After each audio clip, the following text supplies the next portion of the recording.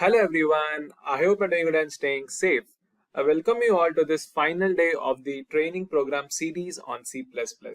I hope my audio is fine and the screen is clearly visible. If you guys are facing any issue, let us know in the comment section below and a team of experts will try to fix it as soon as possible. Now, in our previous two parts of this C++ training series, we have covered most of the fundamentals, basics and important concepts like objects and classes, strings, arrays, STL and many more. So today we'll be discussing some more new topics and understand some of the projects that can be done using C++. So without any further ado, let's get started. But before we begin, if you're new to the channel and haven't subscribed already, consider getting subscribed to our channel SimpliCode to stay updated with all the latest technologies. And hit that bell icon to never miss an update from us. Alright, firstly let us discuss the agenda for today's session. We'll start the session with a quick introduction to GUI, which is known as Graphical User Interface, which is used to interact more with the application. So we will be learning everything from the scratch about C++ GUI and how it is used.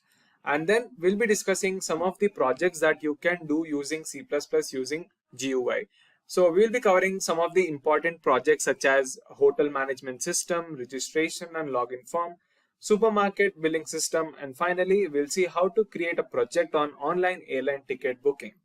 I hope I made myself clear with the agenda. So without any further delay, let us dive straight into today's session. Over to our training expert. In this session, we are going to learn about C++ GUI, that is Graphical User Interface, and how to configure Visual Studio and make a GUI application. So without further ado, let's get started. To develop C++ GUI or C++ Graphical User Interface apps, we must have an IDE that supports C++ GUI applications, and Visual Studio is one of the best IDE for that. Here IDE stands for Integrated Development Environment. There are many versions of Visual Studio for GUI apps, but I suggest you to download Visual Studio 2019. There are 3 editions of Visual Studio 2019, that is Community, Professional and Enterprise. We can download the Community edition. Once the Visual Studio is downloaded and installed, then you need to launch this application. After that, you can select the color theme and change the development settings to Visual C++. Then the Visual Studio will look like this. Then here we will click on this Create a New Project. And now we have to search for a project template named CLR Empty Project .NET Framework. So we'll type CLR Empty Project .NET Framework. Here it is. Make sure that there is .NET Framework over here. Now all we have to do is to click on this and select Next. Now here we can name our project. Let's say I have named it Project 2, and we can select the location, and now we can click on this Create button. Now our project is being created. So here it is. So now let's create a form file by going to the project, then add item, add new item. Now here Visual C++, under Visual C++ we'll click on UI and then Windows Form. We'll click on this Windows Form and click on this add button. So our file is loading.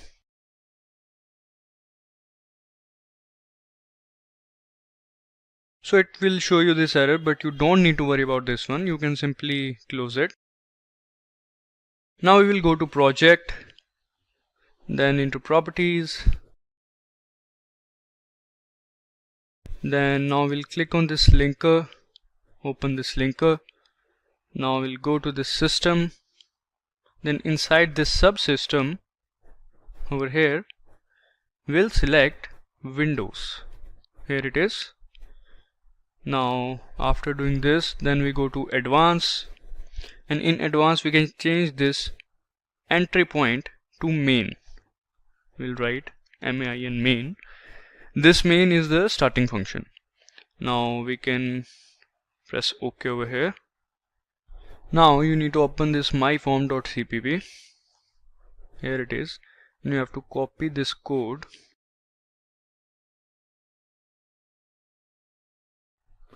and just paste it over here. We will add this code in the description. You can take this code from there and add it. Now make sure to write your project name over here. Like my project name is project 2, so I'll write project 2.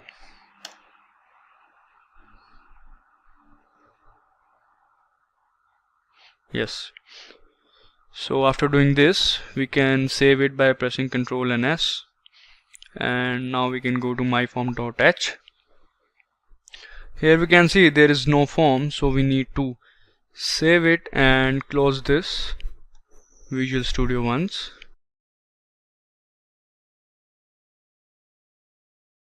Now we need to open the Visual Studio again. We'll go over here, we'll write Visual Studio 2019, here it is.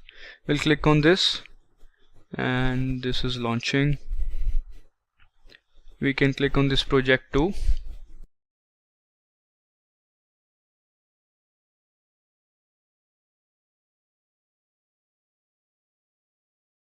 Now let's go to myform.h. We'll click on this. It is getting loaded. Here we can see the form. Earlier we were only able to see the code, but now we can see this form. Now we can check this by running it by clicking on this local Windows debugger button. We'll click on that and let's see if it is running or not. It will take some time.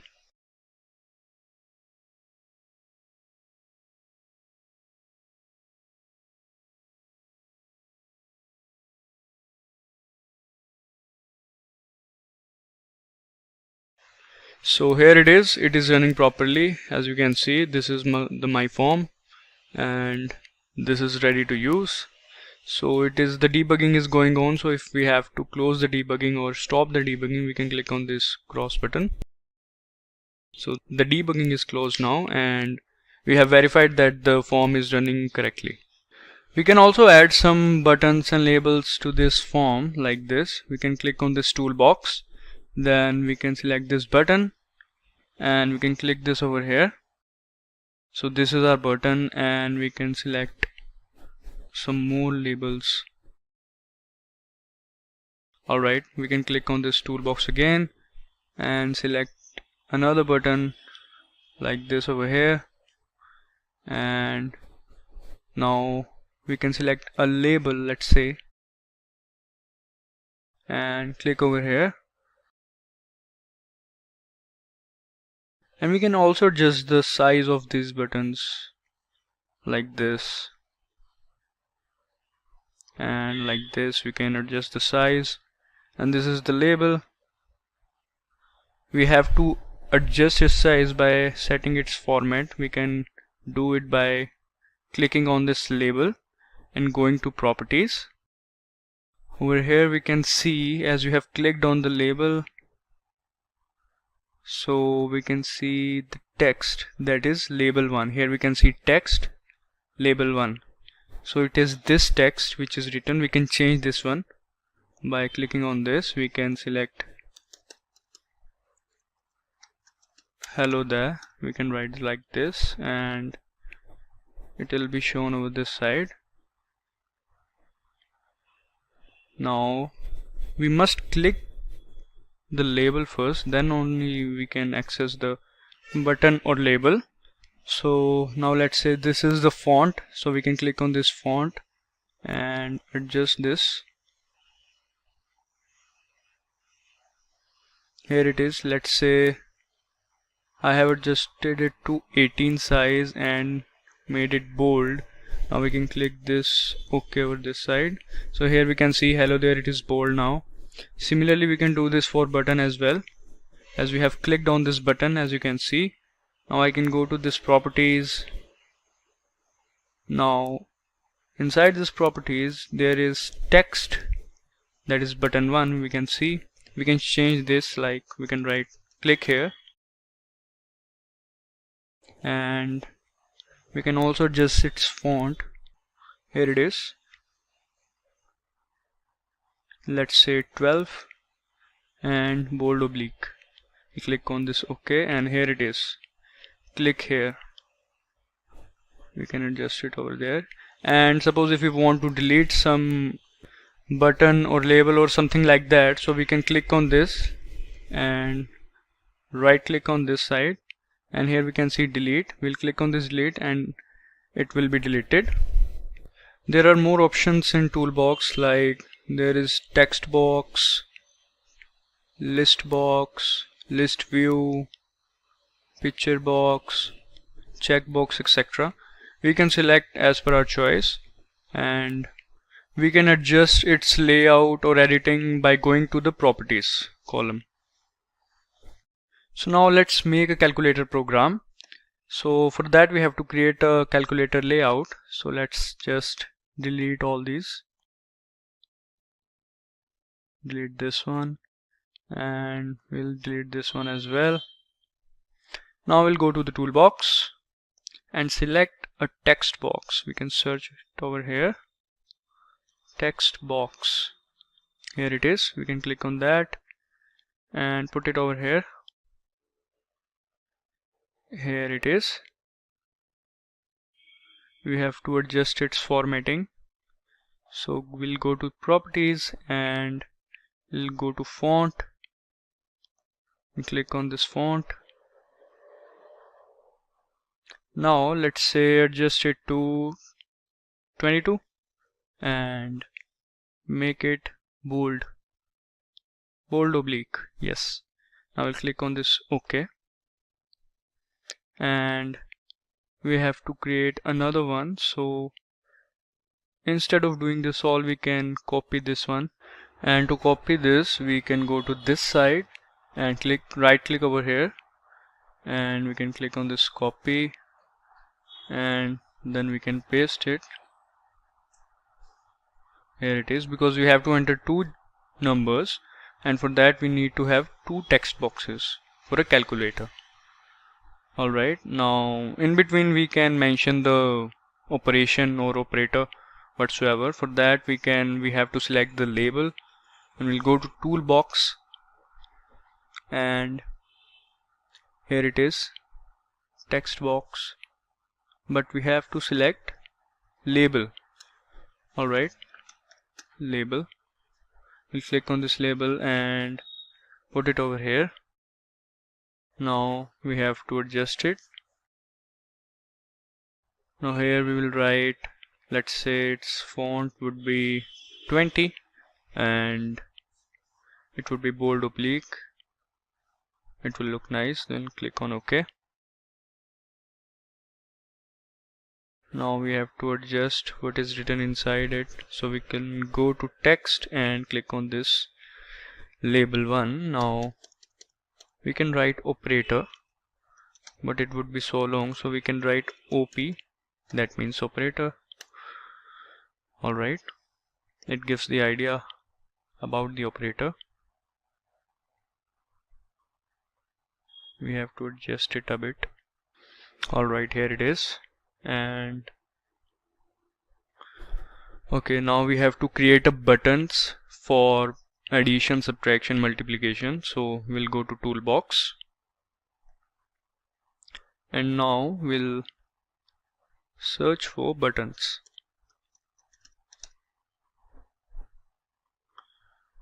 We'll click on button and put it over here, and now we'll adjust it by going to properties and going to fonts. Let's adjust it to 22 and make it bold. Now we'll click on OK. And now we have to change the label of it. First of all, let's select its layout like this. It would be big.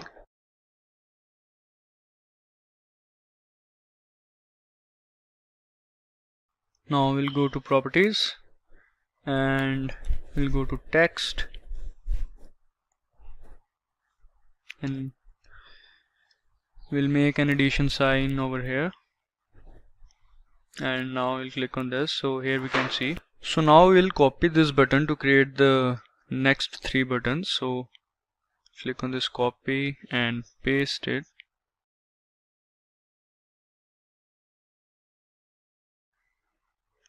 We'll do this for the other 2 as well, and we'll change the text by going to properties later onwards. Here it is. So first will be addition, then here let's make it subtraction. We'll go into properties, we'll click on this properties. Now let's make this text as minus. Alright, now we can also change the color of this text. Let's say we can make this color. Here it is, blue in color. Now we'll change this one. We'll go to properties and make this as sign of multiplication, but we'll press X so that it'll look nice. Alright, now this one, we'll go to properties and change this to division sign, and we can change this one as well. It will look nice. Let's make it this similar color to the subtraction. Alright, here it is. Here are 4 buttons: addition, subtraction, multiplication and division. Now we have to display the result as well, so we'll go to toolbox and we'll search for label. We'll click on this label and put it over here. Alright, let's make it like this, and let's put it over this side. It will look nice over here. Properties, now we have to adjust it. Let's make it 22, bold oblique. Okay, here is our result, and let's name it as result as well. We'll go to text. Here it is, label 2 written. We'll write result. Now whatsoever operation is done, its result or output is displayed over this side. Now all we need to do is to add the functionality to these buttons. So let's do that. We'll click on this 2 times on this button, and the button name, actual name of that button is button 1. So here it is. So this part is for button 1, and we know that button 1 is addition, so we need to do addition over here. So let's start. First of all, we'll have to declare a variable int result or output or answer, whatsoever we want. Let's write output. Now to add those, we need the names of those 2 text boxes. So we'll go to format design, and we need these names, both of these text box names. So we'll click on this first and we'll go to properties. So here it is, text box 1 we can see, and we click on this and properties. This is text box 2, and this is similarly, this is button 1, button 2, button 3, button 4.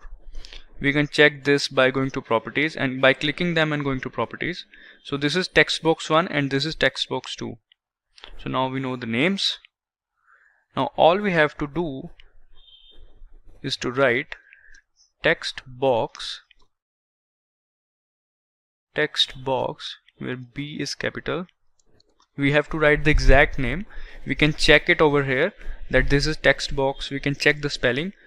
This is text box 2, this is label 1, this is button 1, this is button 2. We can check the spellings from there. Now we have to use the arrow operator. We'll write like this. This is the arrow operator. This will give us the access to the members of the object. Alright, so we have to change the text. So we'll write text with T capital. Alright, now we have to add the text box too.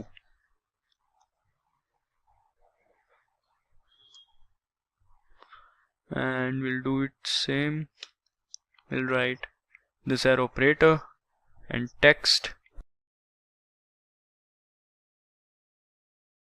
Now this addition which we have written over here is wrong, because we are actually adding the strings. As we can see,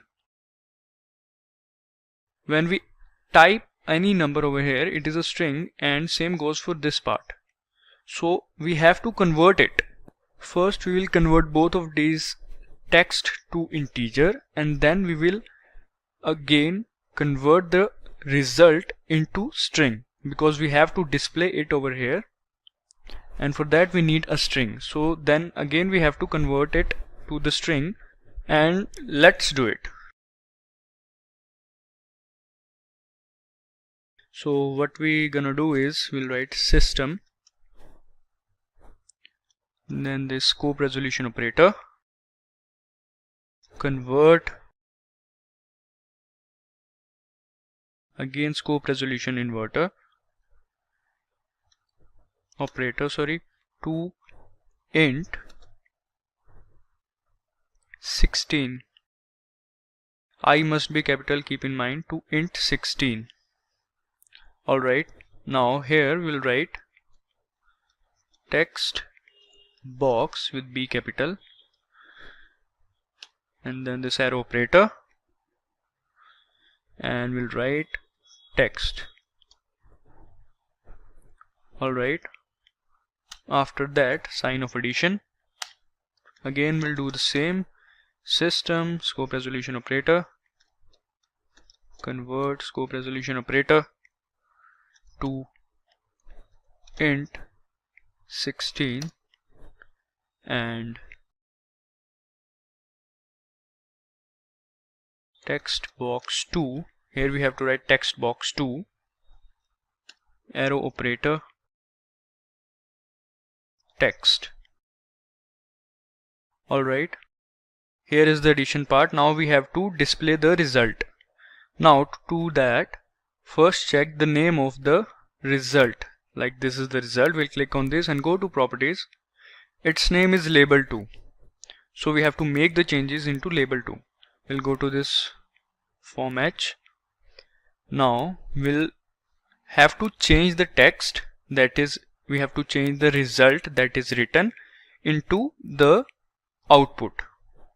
So for that we will write label2, which is the name, then this arrow operator. After that we'll write text, because we have to change it, and then we'll write system scope resolution operator, convert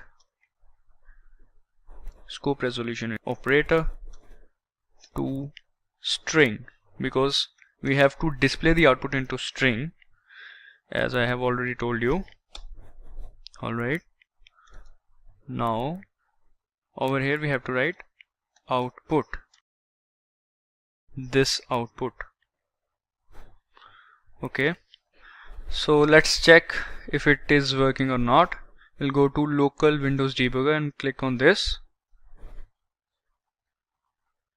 Hope it works.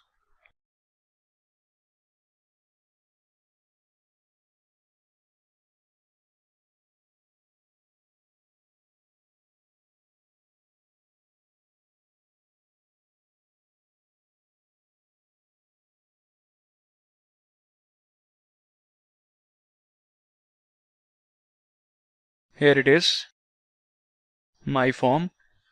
So let's try to add, let's say 5 plus 9, and we'll click on this add button.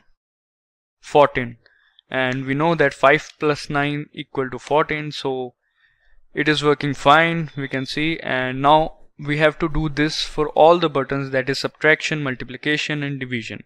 So let's go ahead and do that. Let's first close this debugging. We have stopped the debugging and we'll go to this. Now we have to do that for the next 3 buttons. So alright. Now we'll click on this subtraction button 2 times. Here we can see. Now the code is same for all of these, and so we can copy the code from here, and we have just copied it and we'll paste it, and we'll make the changes in the sign. Like I have used here minus sign for the subtraction, and the rest is good. Yeah. Alright, now we'll do it for the next one, that is multiplication. I'll double click on that, and here it is. We'll copy the code from here and paste it.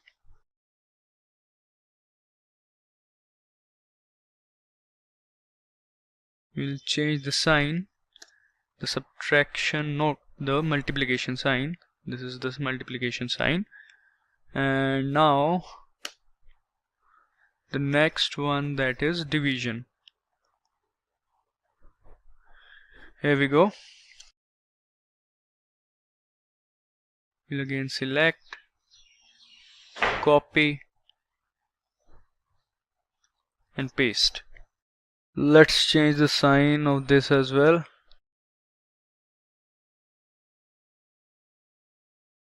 Okay, as we have done the changes, so let's save it by pressing Ctrl and S, and it is saved. Now let's try to run this. Hope it works. We'll click on this local Windows debugger.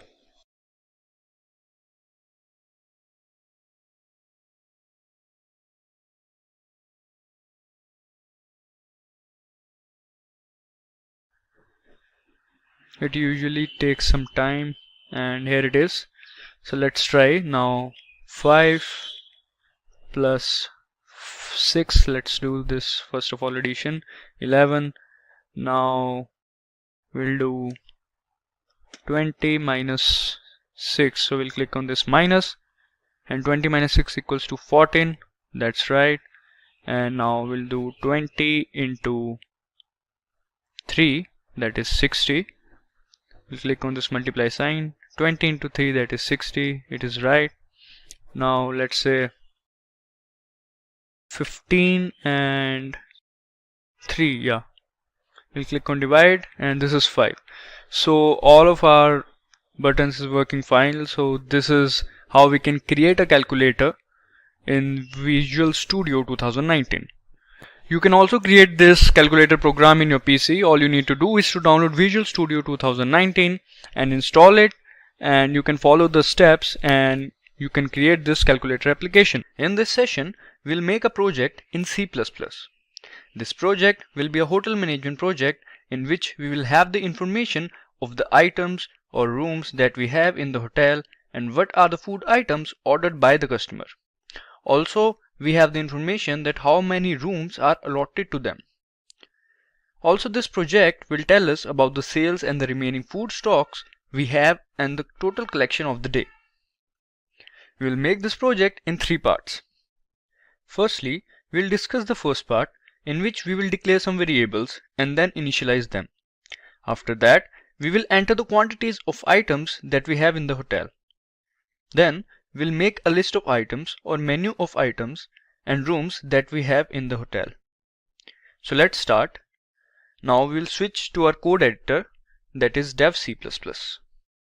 So this is our code editor. So here first of all, let's make a new file.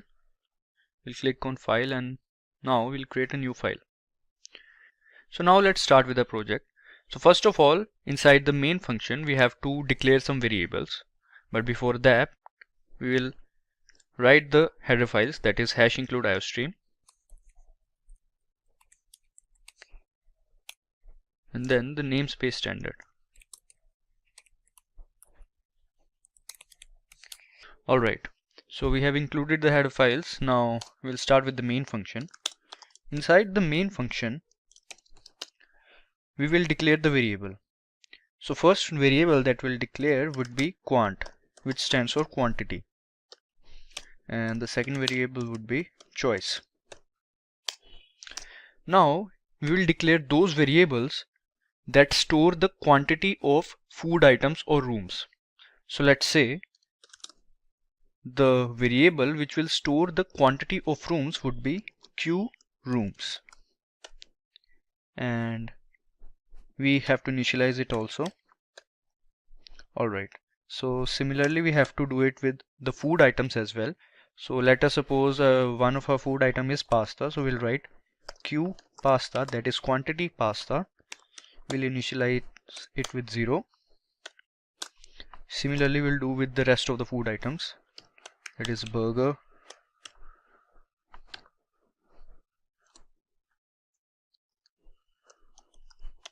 noodles,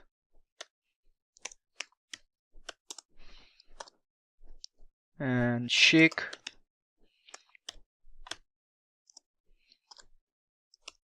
and chicken. Here chicken would be, let's say, chicken roll. So these are our food items. So these variables will hold the quantity of these food items. So now we will declare those variables which will hold the value of the number of food items that have been sold. So for example, Q pasta holds the value of number of pastas we had in our hotel, and S pasta will hold the value of number of pastas that have been sold. So let's start. Similarly, we'll write S rooms, that is sold rooms. We have to initialize it with 0 as well, and S pasta. Similarly, S burger, S noodles,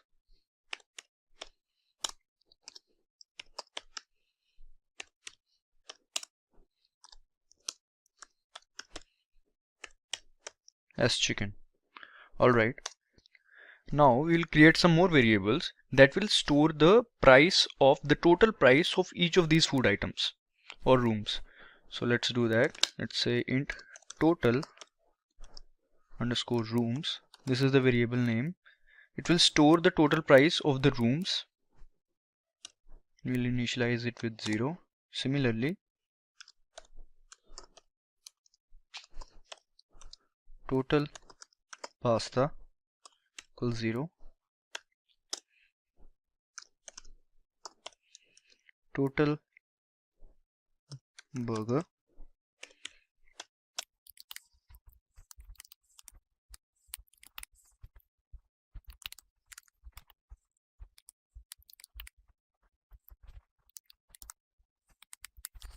Alright, so these variables holds the quantity of food we have, these variables holds the quantity of food we sold, and these variables will hold the price, the total price of each of the food items or rooms. So let's comment it. These holds quantity so that it's easy for you guys.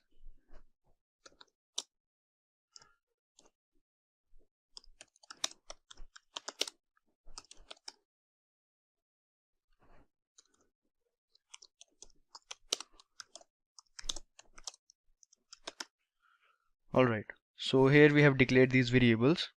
Now we will make a list kind of a structure in which we will ask the user to enter the number or quantities of food items or rooms that we have in the hotel. So alright, now let's do this. First of all, we have to display a message, but before that we'll use /n and /t. So /n means the next line, and /t will add a horizontal space in the output. So we need that horizontal space. So we'll write quantity of food, let's say items only, quantity of items we have in a hotel. Alright, now we'll write rooms available. So we'll add /n and rooms available. Alright, so after this we'll write cin and take the input of quantity of rooms we have, because here we are asking to enter the number of rooms we have. So we'll write cin q rooms because it holds the quantity of rooms we have. We have initialized it with 0. Similarly, we'll do it for the rest, like quantity of pasta, like this we'll do. Inside the /n, now we'll write the quantity of pasta.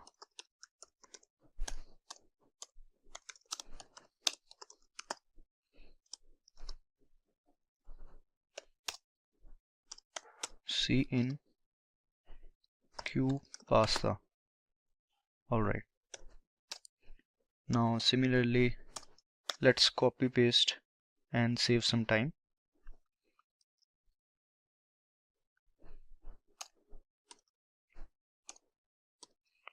So this first was the pasta, then burger,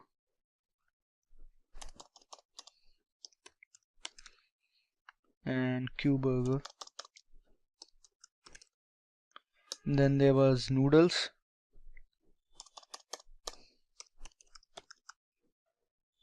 Q noodles.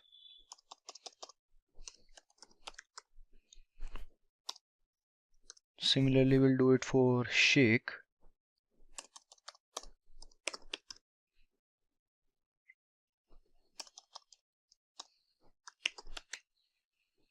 And then here chicken is the chicken roll. So quantity of chicken roll.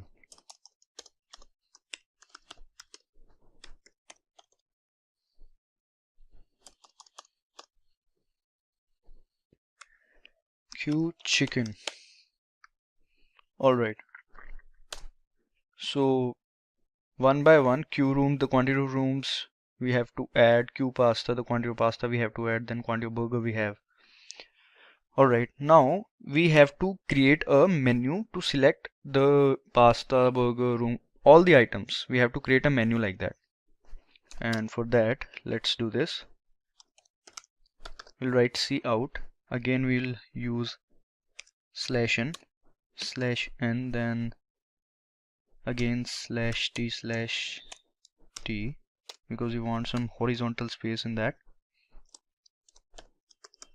We'll display a message saying that please select from the given menu options.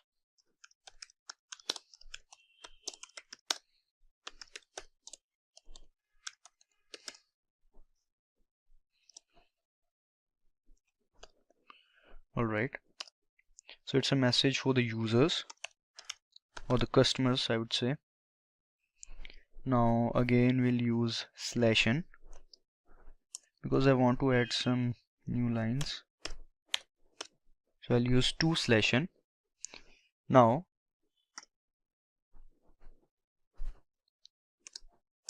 first is rooms.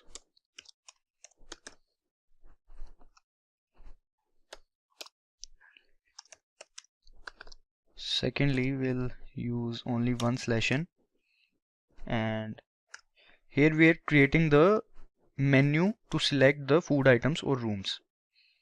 So now we'll write pasta, and similarly we'll copy paste.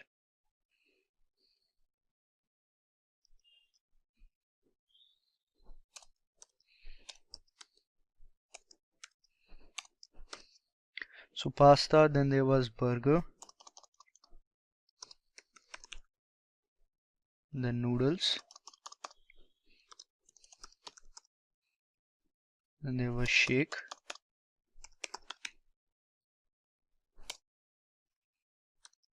then there was chicken.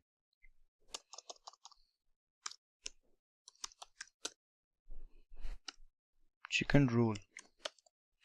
We also have to change the numbering, that this is 1, this is 2, then this is 3. We are doing the numbering because the customer will press the number and then he can order. 5, 6, And now again we'll, in 7th position, we'll add the details or information regarding the collection and sales. So we'll write, press 7 if you want to see the information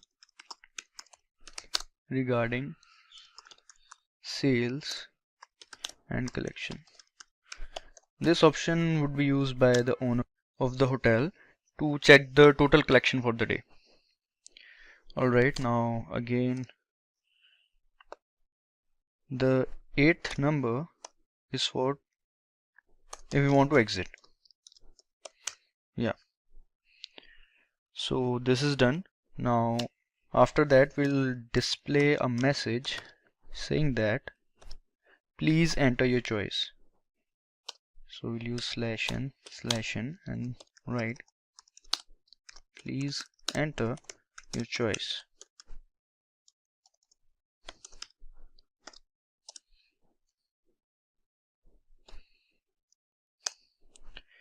Now we'll write C in choice. We have already declared this variable. Now based on this choice, your order is selected. Like if you press 2, then this pasta would be selected. Like let's say if you want to order noodles, then you have to select 4, and if you want to order chicken roll, then you have to select 6. And if you want to check the total sales and collection of today, that is for a particular day, then you have to click 7 and 8 for the exit. So our first part is done. Now in the second part, we have to add the functionality to the choice part. That is, if a user enters the first number, that is number 1, then rooms is selected, and then he or she have to add the numbers of rooms they want. Similarly for the other food items as well. Like if they want to take 2 burgers or 3 burgers instead of 1, and we only have 1 burger left, then also we have to display a message saying that only so and so burgers are left. So now let's start with it. So now we'll write switch case statements. So when the user will select a particular number, so that particular case would be executed. So now let's do that. We'll write switch and inside the switch statement we'll write choice. Now the choice can be 1, 2, 3, 4, 5, 6, 7, 8. Alright, so now we have to create 8 cases for that. So case 1 would be, we'll start with it, there's a space between case and 1. Alright, so case 1 would be, first of all, inside the case 1, that is the case when rooms have to be selected. So first of all, we'll display a message saying that enter the number of rooms you want. So let's do that. We use /n. Now enter the number of rooms you want.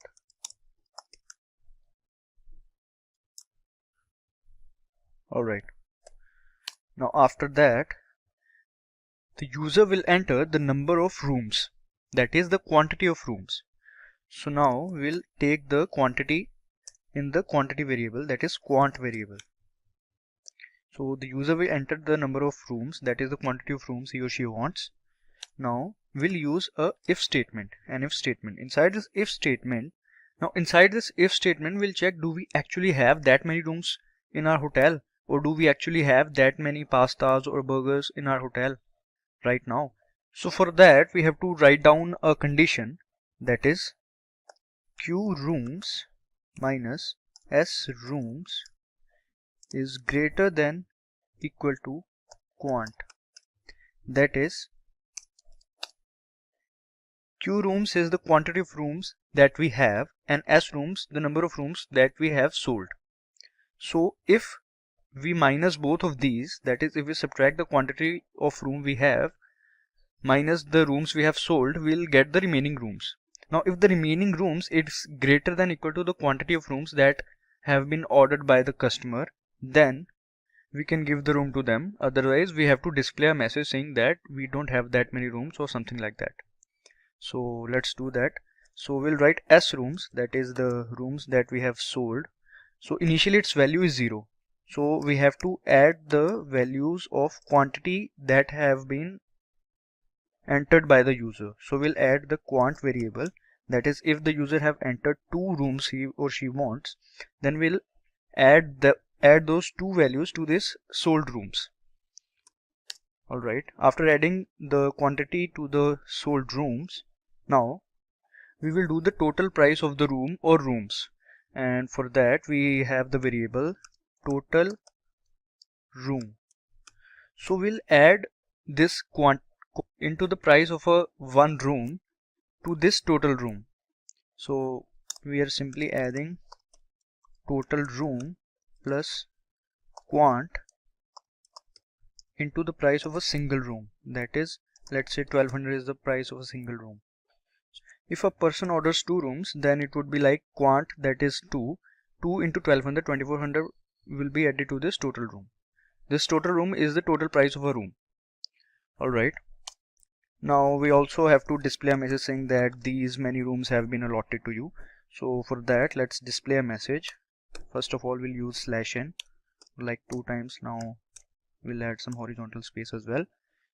Alright, now we'll display this quant variable and we'll write a message that these many rooms have been allotted to you.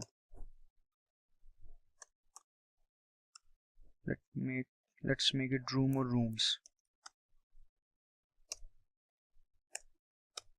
Room or rooms have been allotted to you. So this message will be displayed. Alright, now this is the if block. Now we'll have to make the else block, that if the amount or quantity of room entered by the user is more than the remaining rooms, then we'll display a message saying that only so and so rooms are left in the hotel. So we'll use /n, then again /t. Now we'll write only q rooms minus s rooms, that is, here q rooms minus s room is the remaining rooms, so subtracting both of these variables will give us the remaining rooms. So these were the remaining rooms remaining in hotel. Alright, and let's not add these as there's a single statement. Also we have to use break, so we'll use break statement. Now similarly we have to create case 2. This case was for the room, so whenever a user click on this one, then this case will be executed. So similarly we'll create a case 2. So we'll copy it, now we'll paste it. So I will case 2. So in this case, enters the number of rooms you want. We can't write that, so we'll write pasta quantity. So let's do that. We'll write enter pasta quantity.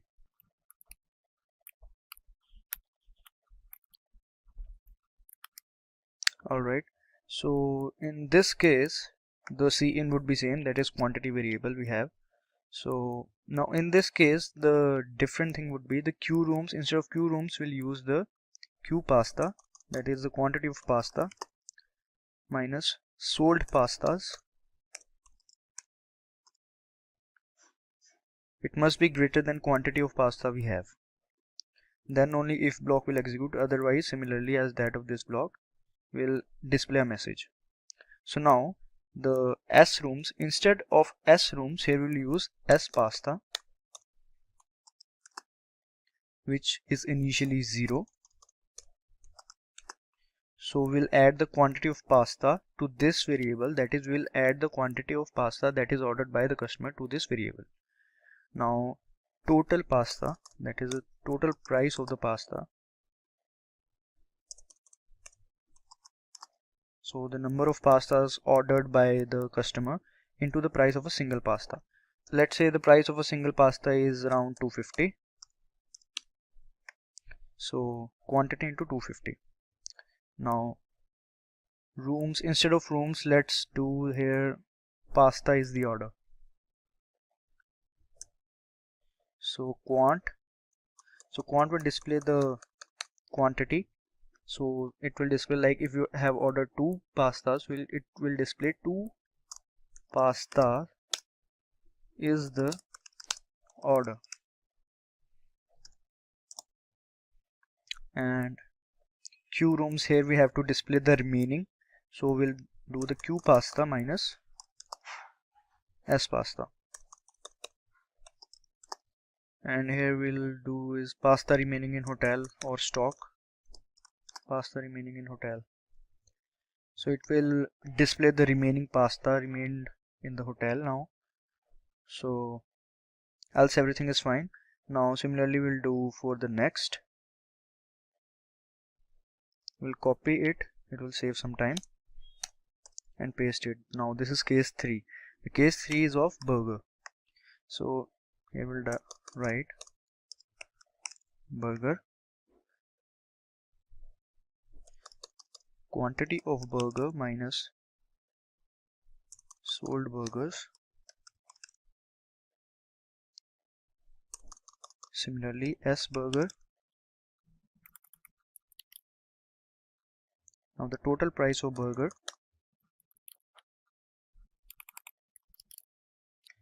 So let's say the price of a burger is around 120, and so the remaining burgers, q burger minus s burger.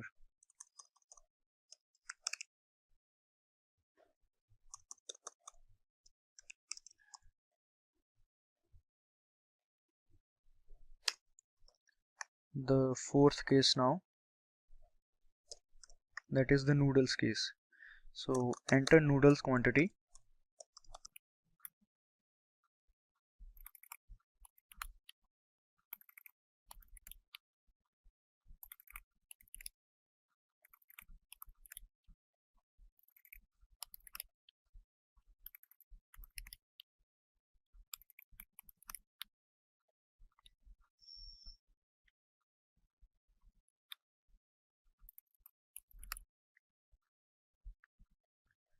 Now case 5.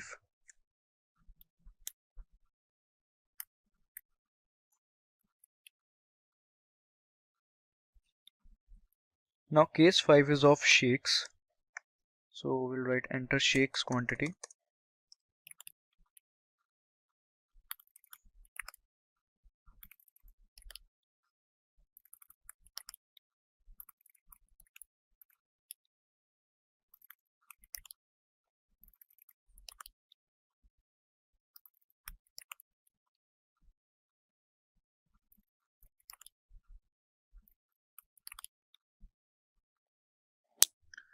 Now case 6 we have to create.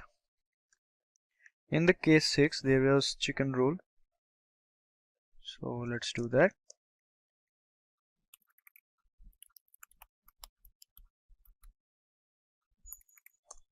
Q chicken minus s chicken.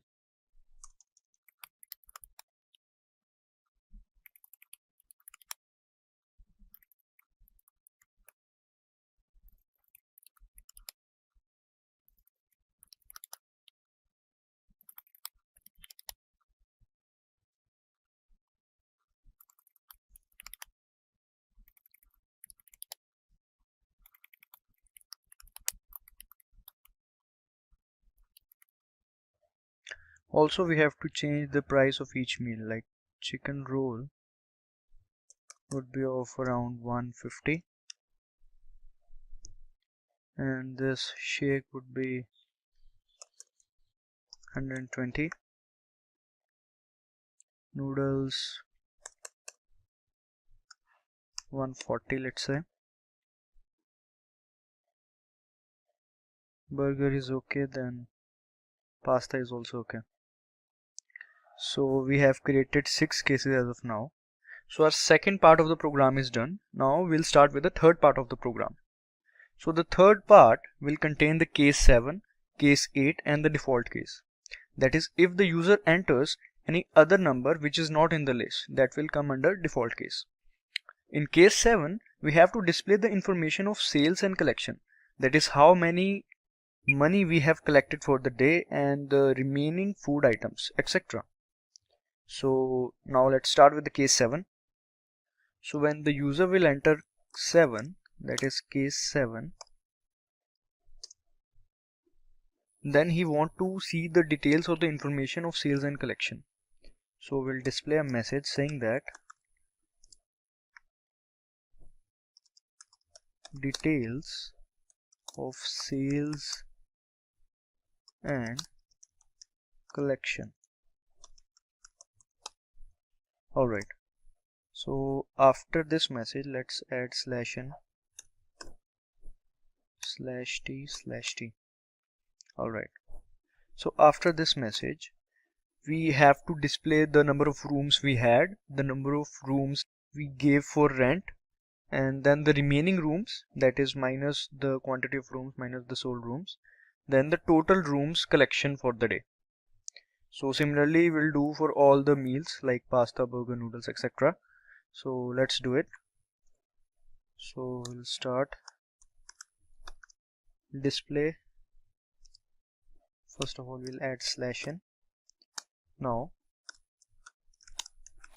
number of rooms we had.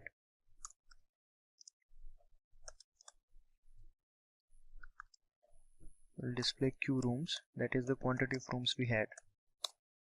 Now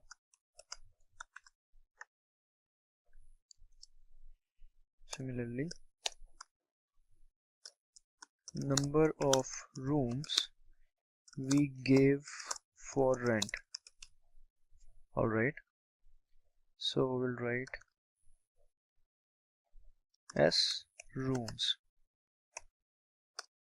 Now we have to display a message. Similarly, we'll write /n remaining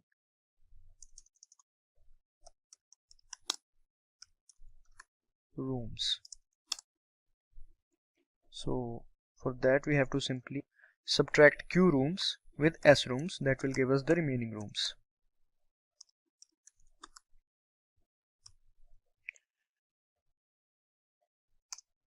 After that, the total price that the room has collected or number of rooms have collected. So we'll write total rooms collection for the day.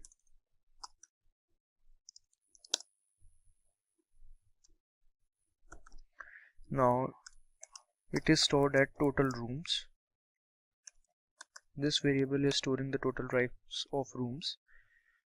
This is the complete information of rooms. Similarly, we have to do it for the burger, noodle, pasta, etc. So we can copy. We'll copy this part and we'll do copy and paste. I'll paste. Again we'll paste. Now number of rooms we had, instead of this we'll simply write number of pastas we had. Number of pastas, we have to change that. Number of pastas we sold.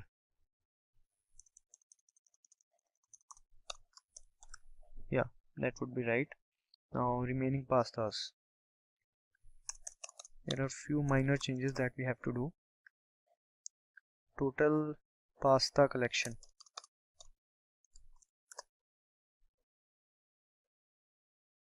Also make sure to change the variables.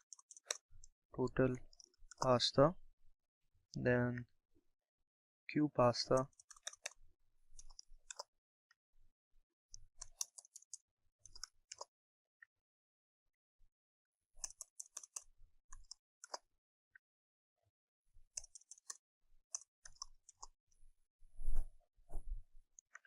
Alright, now after pasta it was burger.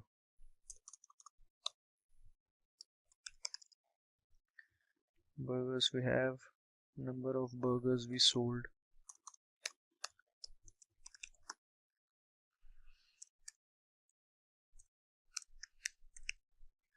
Alright, so it would be Q burger and S burger. Remaining burgers.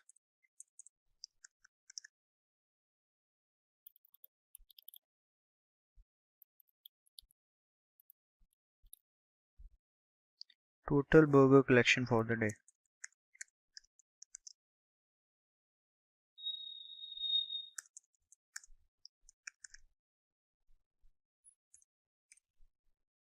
Alright, now we'll do same for noodles.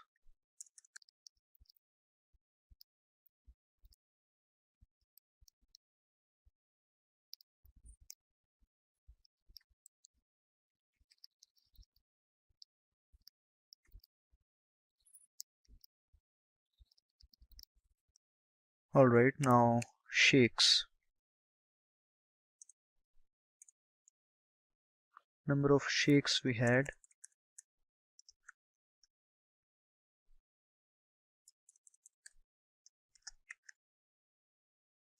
Number of shakes we gave. We sold.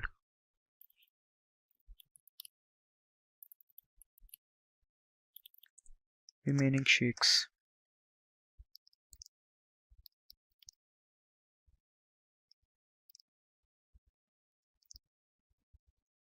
Now there is chicken roll. Number of chicken roll we had.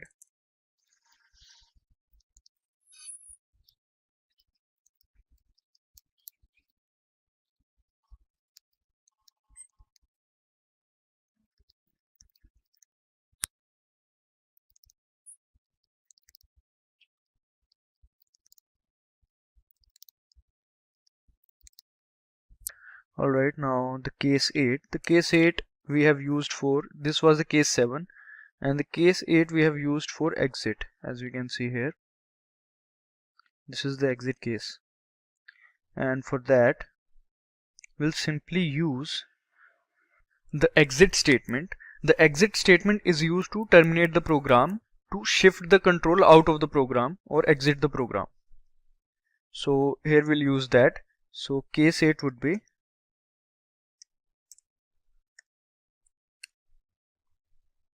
exit, and inside that we'll use 0. 0 here will mean that 0 millisecond, and now after that we'll have to use the default case, that if the user enters any other number that is not present in the menu list, then this default case will be executed. So in this default case we'll display a message saying that please select from the numbers that are mentioned above. So we'll use /n. Please select the numbers mentioned above. So this message will be printed. And also one more thing is there, we have to use a goto statement, and we'll have to label a part with M. Now I'll explain to you that why have we used this jump statement, that is goto statement. So after making a choice, we again want to choose another option. That is, if I have ordered 2 pastas, then I also want to order 2 burgers as well. So we will mark or label menu with M. So this is our menu. Please select from the menu options. So here we will label M. And in the last we have used the goto statements. So the goto statement here will transfer the control to the menu after making a choice. So again, M is the label we have used for the menu, and we will use a goto statement to transfer the control to the menu after making the choice, so that we can make more choices. Goto is a jump statement basically, that is used to jump from one part to another part having a specified label. So we have labeled menu with M, and this go to jump statement will help us in jumping to the menu after every choice. Alright, so our code is done. We have done all the things that we need. Now we need to run it, and for that firstly we need to save it. Alright, so let's go to files and save it, and now let's select the destination folder.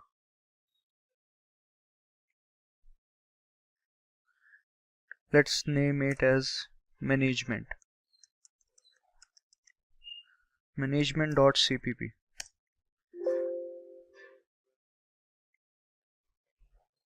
Alright, so the program is saved. Now let's try to compile and run this program.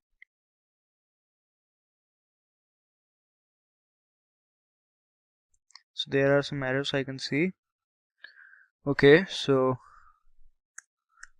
we have used the semicolon.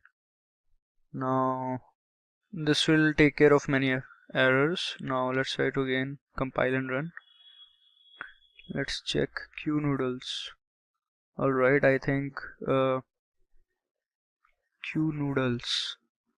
So we have to backspace S. Now let's try to compile and run again. Hope it works now. So quantity of items we have, as we can see. So rooms available, let's say we have 10 rooms. And quantity of pasta, we have 25 pastas in our hotel, and around 50 burgers, and 30 noodles, and 30 shakes. Chicken roll we have 40. So this is the menu. Please select from the menu options. As we can see, first rooms, then pasta, burger, noodles, shake, chicken roll, information regarding sales and collection, and then 8 to exit. So first of all, let's say I want to order 2 rooms, so I'll click 1. Please enter your choice. I have clicked 1 and I'll press enter. Now enter the number of rooms you want, and let us suppose I want 2 rooms. So as we can see, 2 rooms have been allotted to you. Now again the menu is displayed on the screen. Now let's say I want burgers, so I'll click on 3, and I want 2 burgers, and 2 burgers is the order, it is displayed. Now again I want pasta. Let's say I want 6 pastas, and 6 pasta is the order. I want to order now shakes. Let's have something to drink. I want to order 9 shakes. 9 shakes is the order. And let's say, so as we know that we have only 10 rooms. Now let's try to enter 11. So first of all we'll enter 1, that is rooms. Now let's try to order 11 rooms. As you can see, only 8 rooms available or remaining in hotel. So we forgot to add some space over this part, but we can easily read it now as of now. So it is displaying the message that only 8 rooms are available, because already we have ordered 2. Earlier it was 10, then now only 8 rooms are available.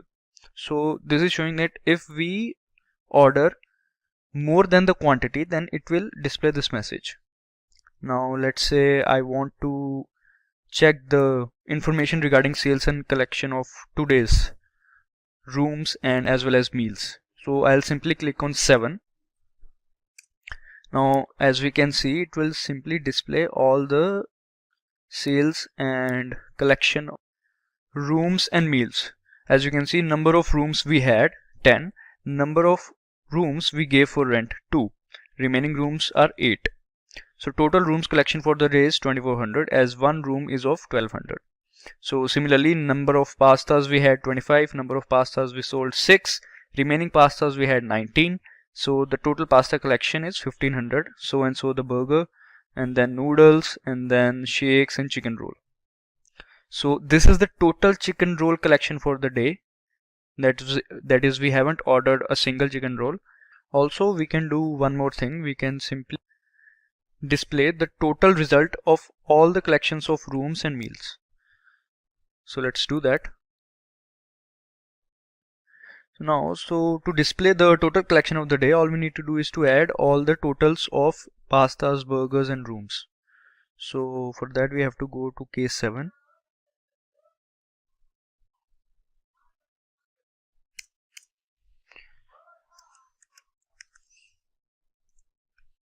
Now we'll write /n/n/n 3 times.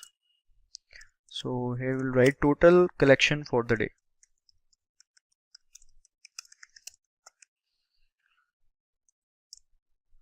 And after that, total rooms plus total burgers, total pasta plus total burger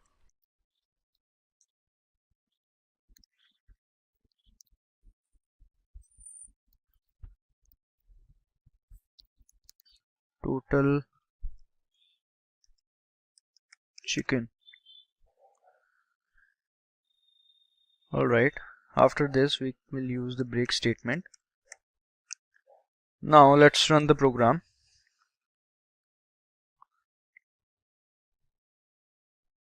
So here it is, rooms available. Let's write 10. Quantity of pasta 30. Quantity of burger 50. Quantity of noodles 30. Shakes 30. Chicken roll 40. So first of all I'll book 2 rooms. We'll click on 1 and now 2 rooms. And again if I'll click on rooms and then if I try to click 10 rooms, because already we have we sold 2 rooms, then it will display that only 8 rooms remaining in hotel. Now I'll click on 2 to order pasta. Let's say I have ordered 5 pastas and 5 pasta is the order. Now let's say if we click on 9, although we know that only 1 to 8 numbers are available, but if we click on 9, so it will display a message, please select the numbers mentioned above. Alright, now let's say I want to order chicken roll, 10 chicken rolls I want. So 10 chicken roll is the order. Now I want to check information regarding sales and collection for the day. So I click on 7 and then here I can see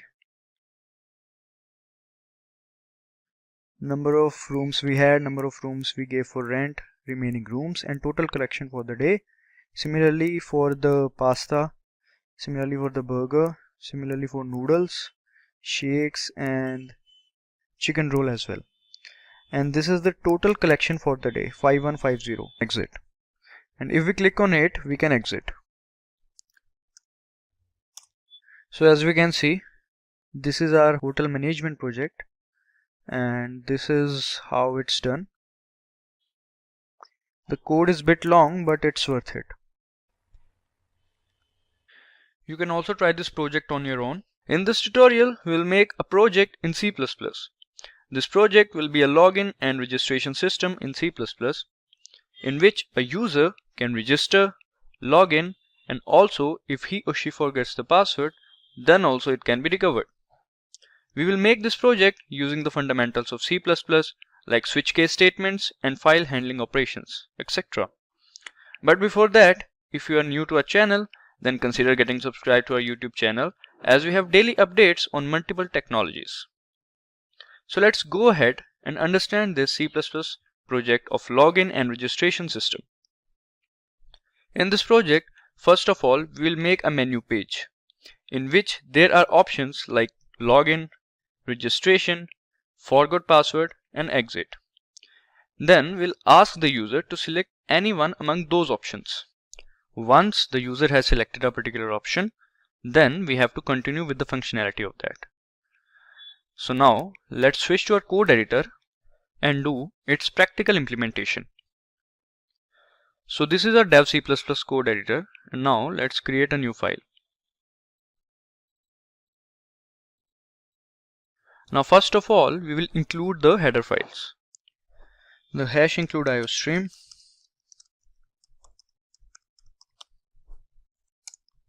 then there is fstream class for file handling operation,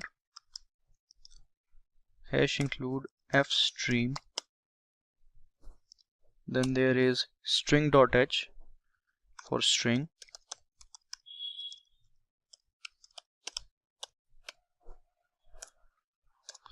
then we will include the namespace standard.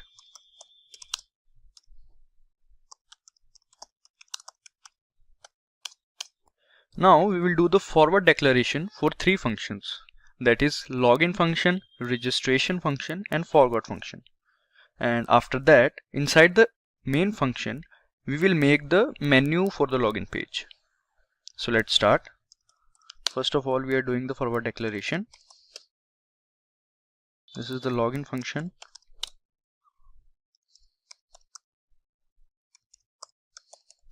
This is the registration function. And this is the forward function. Now inside the int main, first of all we'll make a variable C which stands for choice, C for choice. So now we will make the menu page. So let's create, we'll use /t for adding the horizontal space.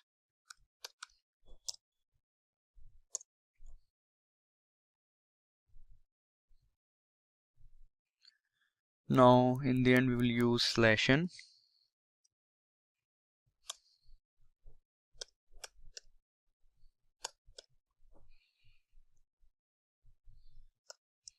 Alright, similarly we'll do here.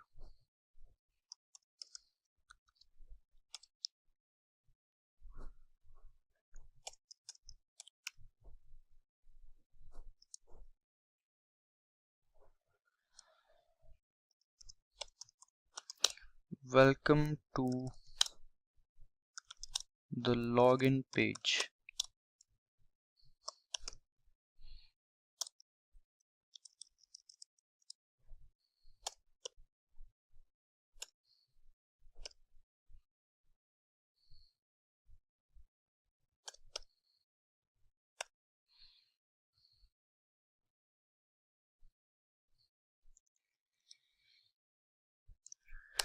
Now again we'll do the same,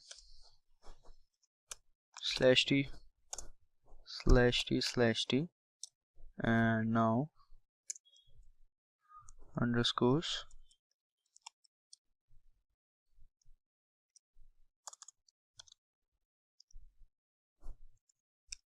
menu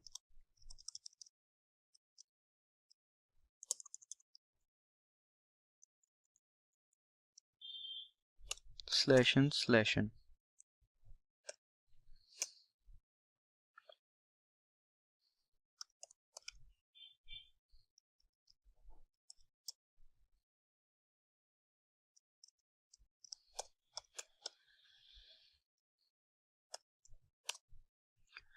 Alright, now we will make the options. So we'll do the /t.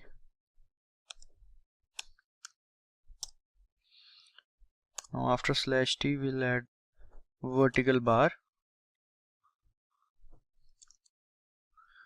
then we'll write press 1 to login. Let's make it capital. Press 1 to login, and after making some space, then vertical bracket again,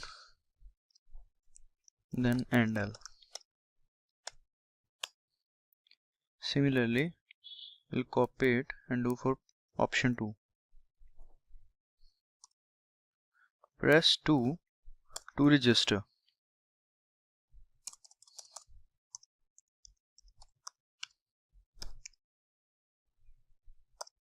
Alright, let's maintain the symmetry. Press 3 if you forgot your password. Alright.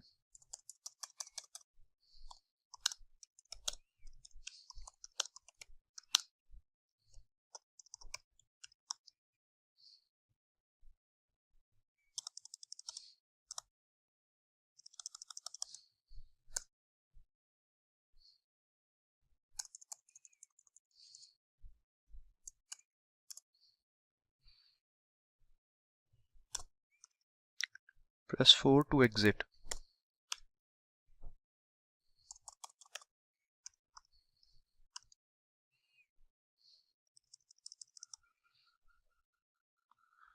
Alright, so this is done. Now after that we will ask the user to enter your choice, and for that we'll display a message saying that please enter your choice. But before that we'll use /n and some /t's. Alright, now we'll ask the user, please enter your choice.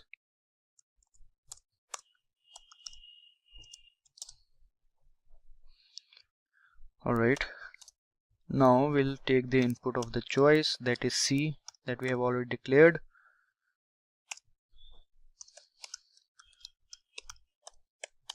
Next line. Now we'll use switch case statements.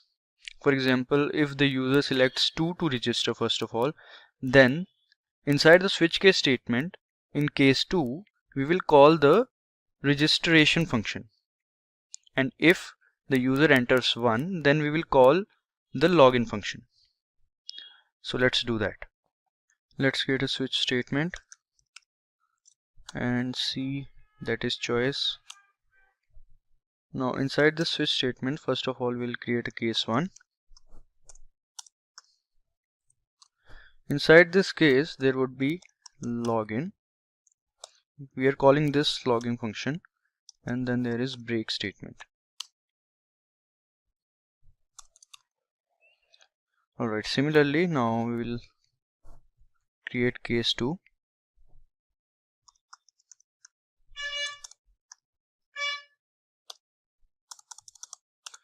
So case 2 would be registration.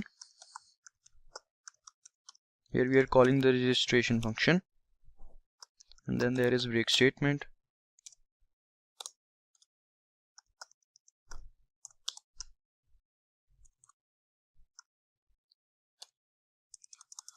In case 3 there is forgot function. That is, if the user forgets the password, then this function will be implemented. Now there is a default case. No, now there is a case 4.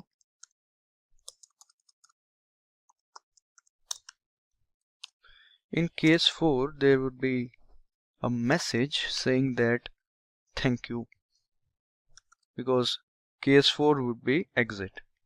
So we'll display a message saying that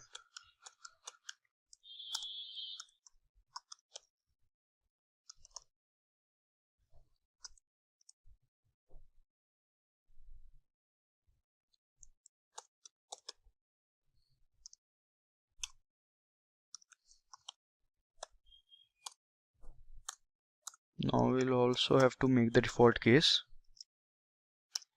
That is, if the user selects 5, 6 or any other number that is not in the menu, then we will display a message saying that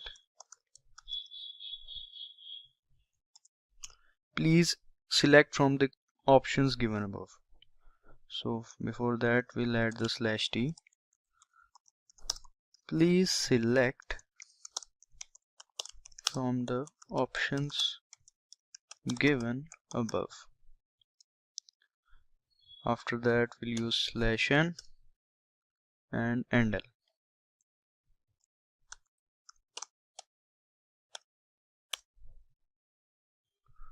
After that we'll call the main function so that the control goes back to the main function, and we'll also use system CLS, that is clear screen.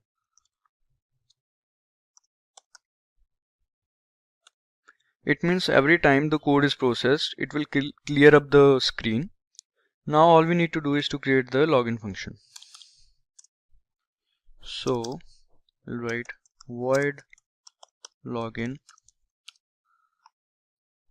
and inside this function first of all we'll create some variables, and so let's do that. Int count user ID, no, this user ID would be of string. We'll write string user ID, then there would be password, then ID, then pass.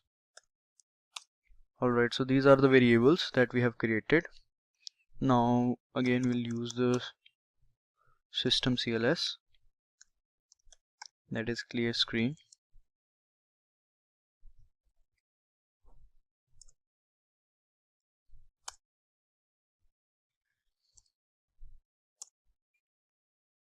We have to write CLS inside the double quotes.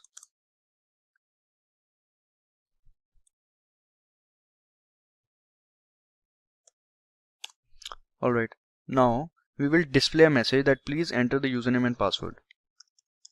So we'll do that, and we'll write /t/t/t and please enter the username and password.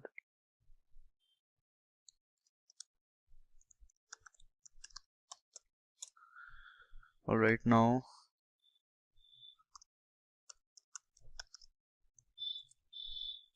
we'll again display a message saying that username.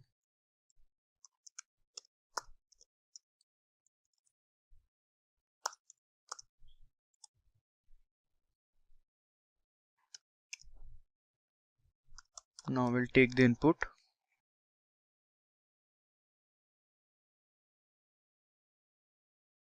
So here user ID is the username that the user will enter. Now again we will display a message saying that password. Let's make it capital.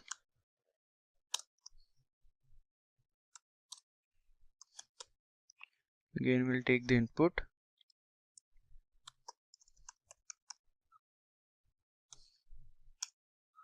Now as the user has entered the username and password, now we will check that if that username and password already exist in our records, and for that we will use the file handling operation of ifstream class, because ifstream is used to read the data. So we will use ifstream and ifstream class. This will read the data from the file. Input is the object name and the file name would be records.txt. Alright, we'll have to make it inside the double quotes.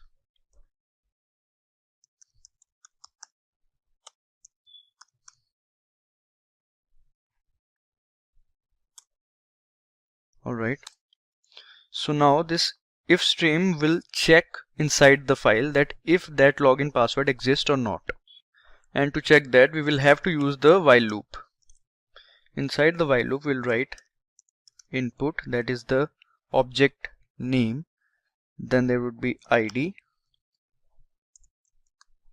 and then pass. So this is the ID and password, and this is how we read in file handling operations. Here what we are doing is we are reading that if that ID and password is there, and then we will match those ID and passwords with the ID and password that is entered by the user. So for that we will have to use the if condition inside the while loop. So let's do that. We will write if ID equals user ID and pass equals password,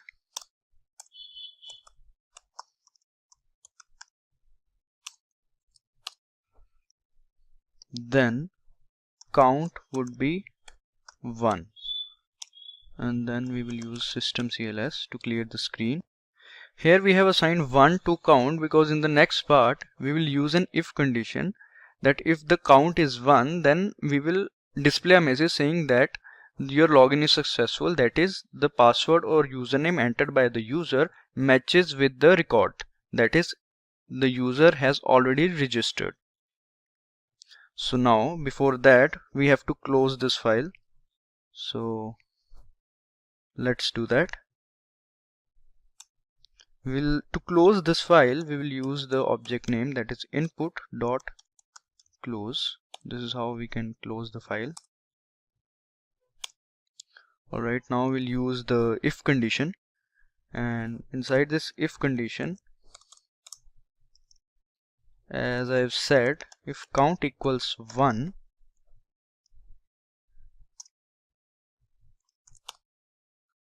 alright, if count equals 1, then we will first of all display the user ID, that is the username, and then we will display a message that your login is successful. So let's do that. Your login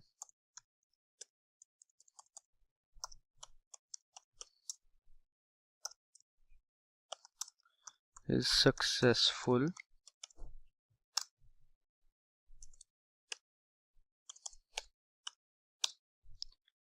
Now thanks for logging in.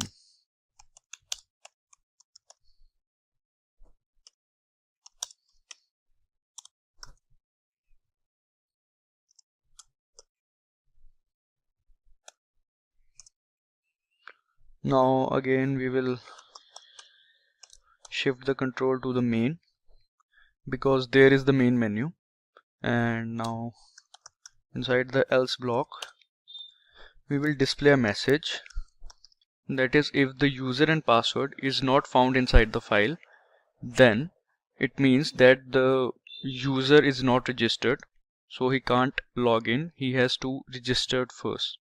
So we'll display a message saying that login error.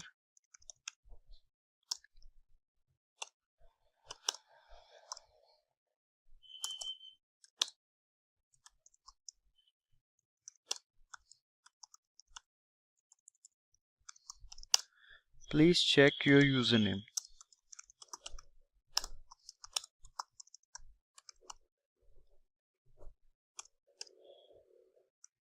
Now again main function.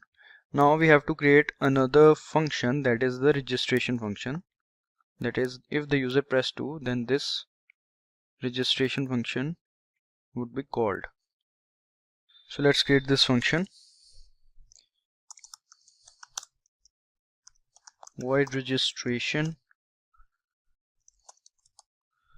Now inside this function we will first of all create some variables, then after that we'll ask the user to enter the username and password, pretty much the same as that of the previous function.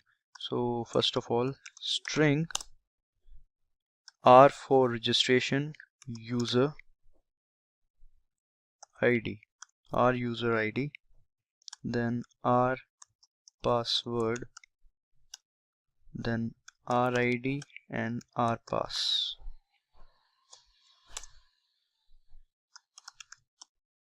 System CLS again, clear screen.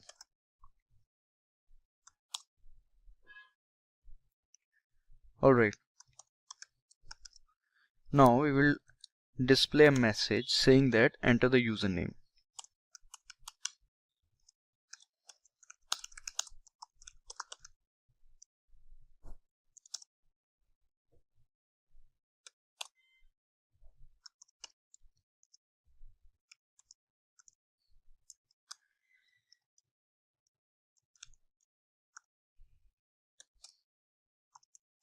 Again enter the password.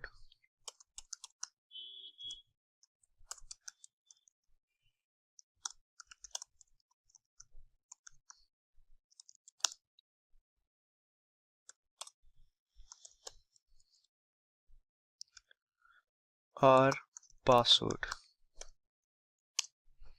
Alright, So in the previous function we have used ifStream class, but in this function we will use offStream class because we want to write inside the file, and offStream helps us with that. So for that we will use offStream, and the object name would be f1, and records is a file,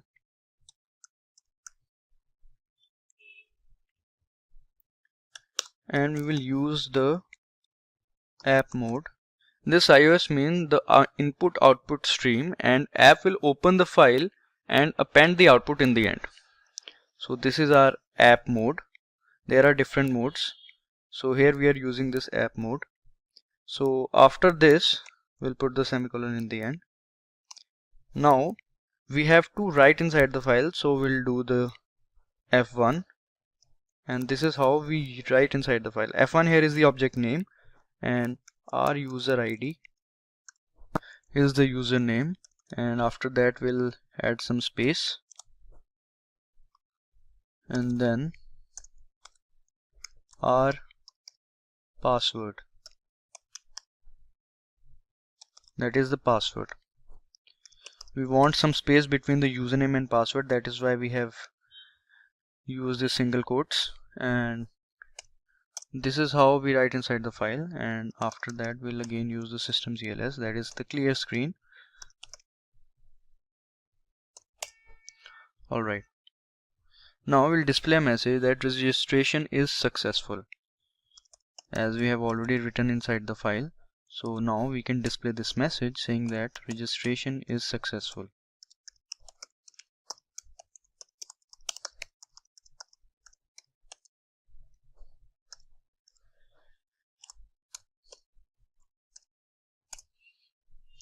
Now again control back to the main function. So now we will create the forgot function. This is the last function, void forgot. So this function would be called when the user forgets the password or username. So first of all we will create a variable option. Now we will ask the user that you forgot your password, no worries. Then we'll ask the user to press 1 to search your ID by your username, and press 2 to go back to the main menu. So let's start. Before that we will use systemcls.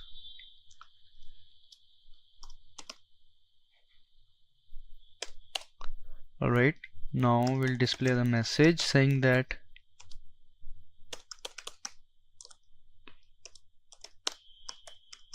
you forget the password, no worries, and then use /n.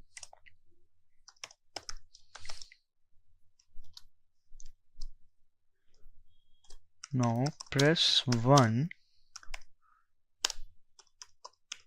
to search your ID by username.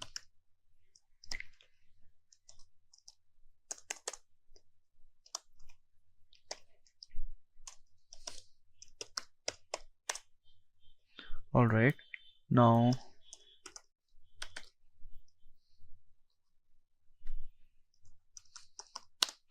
press 2 to go back to the main menu.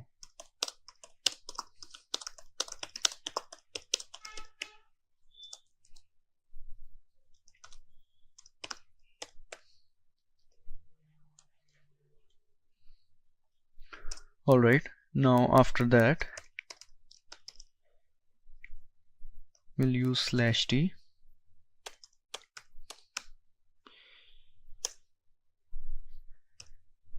Alright, now enter your choice.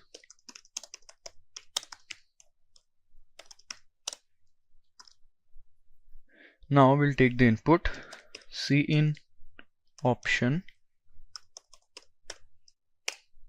After that, using the switch case statement, option. Now inside the switch case we will create cases. So case 1,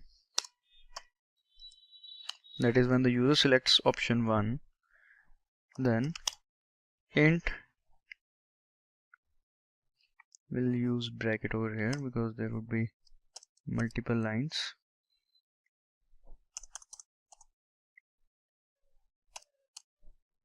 Alright, now int count, we'll initialize it with 0. Now some more variables we will declare. The string suserid and sid, then spass. So these are some string variables and count is the integer variable. After that, we'll display a message that enter the username which you remembered. So let's do it.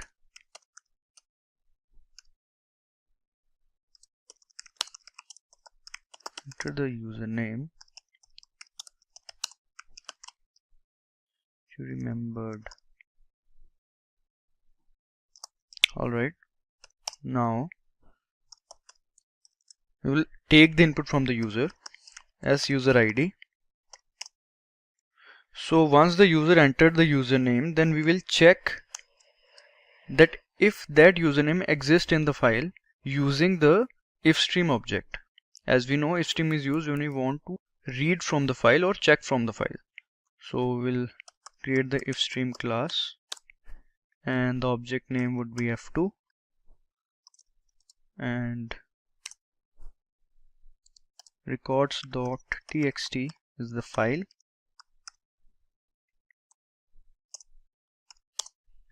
Alright, now using the while loop we will check that if the username is there inside the file or not.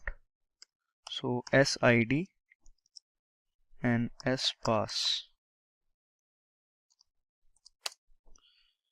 So now if sid equals suser id,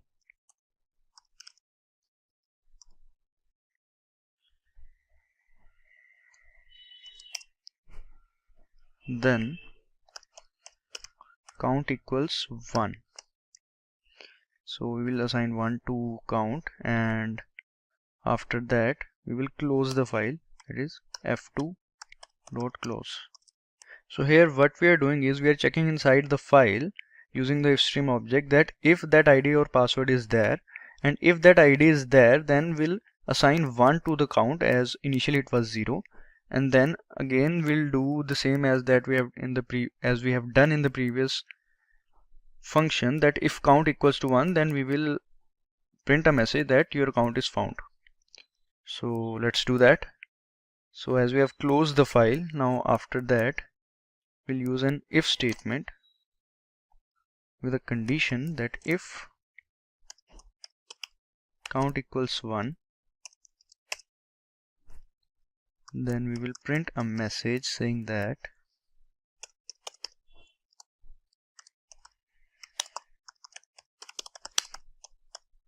your account is found.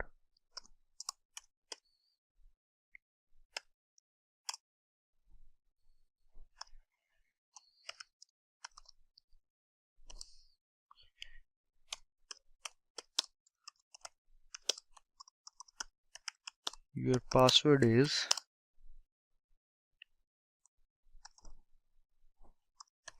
spass. So it will display the password. Again the control will be shifted to the main where there is the main menu, and inside the else block now, inside the else block we'll display a message saying that sorry, your account is not found. Sorry, your account is not found.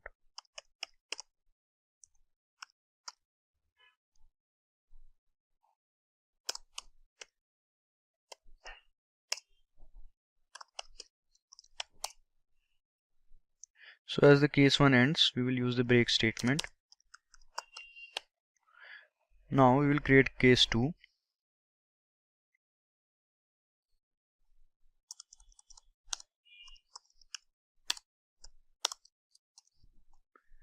In case 2, as we have said that it will simply go back to the main menu. So all we'll do is call the main function so that the control will go back to the main menu. And now also we have to create the default case. In the default case, we'll simply print a message saying that wrong choice, please try again. So we'll use /t/t/t wrong choice, please try again.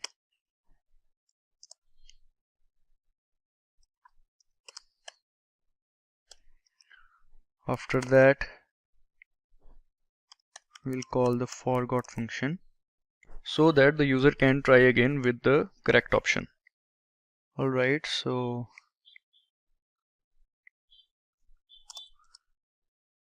we forgot to save this. So let's name it as register.cpp and save it. Now let's try to run this. Go to execute and compile and run.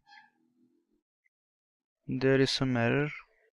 Alright, so I must be capital as we have declared. Let's try again.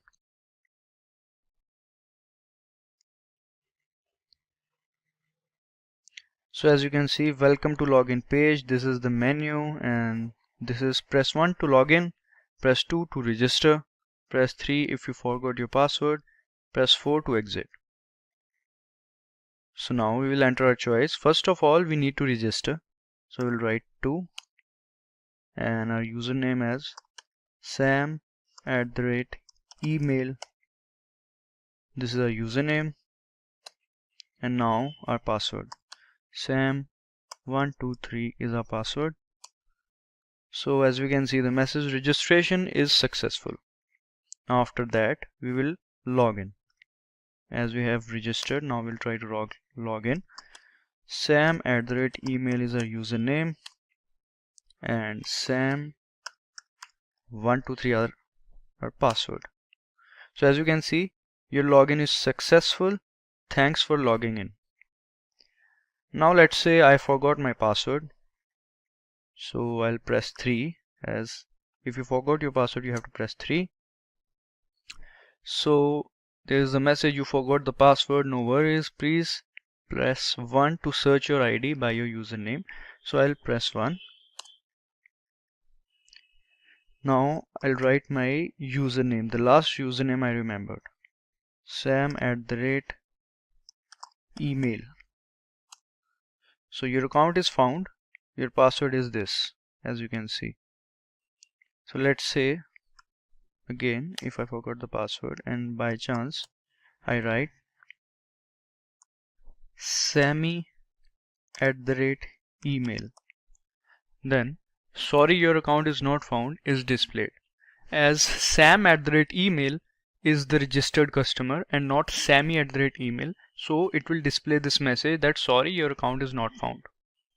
And let's say again, if we try to press, let's say 5, then we can see that please select from the options given above. Actually we have to make it below, options given below, but we can do that, else everything is working fine. So now we will click on exit, that is 4, and this is the message, thank you. So as we can see, this is our registration and login system in C++, and this is how we can do it. We have created these 3 functions, that is login function, then there is registration function, after that there is a forgot function if we forgot the password, and the code is pretty easy and not that much long, so you can try this code on your own. Hey guys, welcome to another tutorial by SimpliLearn. I hope you all are doing well. So in this session, we will learn how to create a supermarket billing project in C++. We will create this project in small parts as there are various functions that we will be creating for this project, like the add function to add the goods and products in the market and delete function to delete some products, etc. Also, we will create a buyer site where the buyer can buy the products or food items of his choice. So now let's go ahead, but before that, make sure to subscribe to our channel and press the bell icon to never miss an update from SimpliLearn. Now we will move to our code editor, that is dev C++. So now let's create a new file and we'll start with adding the header files. First of all, we'll add #include iostream. Then we'll include the fstream file. Right, #include fstream, because here we have to do the file handling operations as well. So we'll add the fstream file.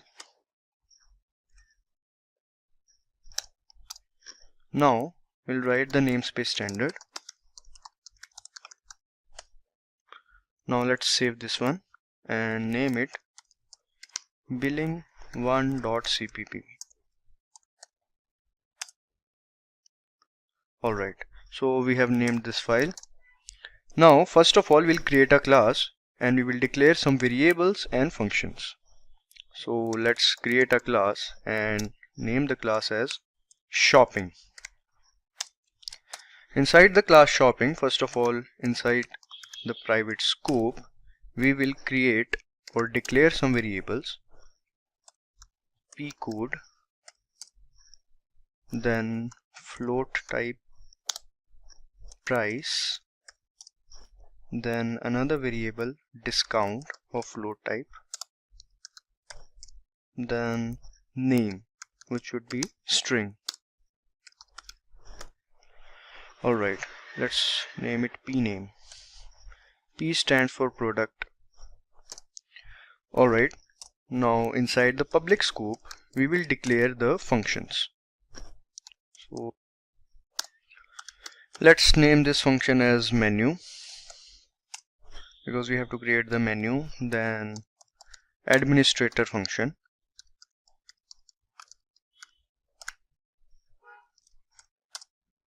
alright, now let's create a buyer function, a buyer or customer whatsoever.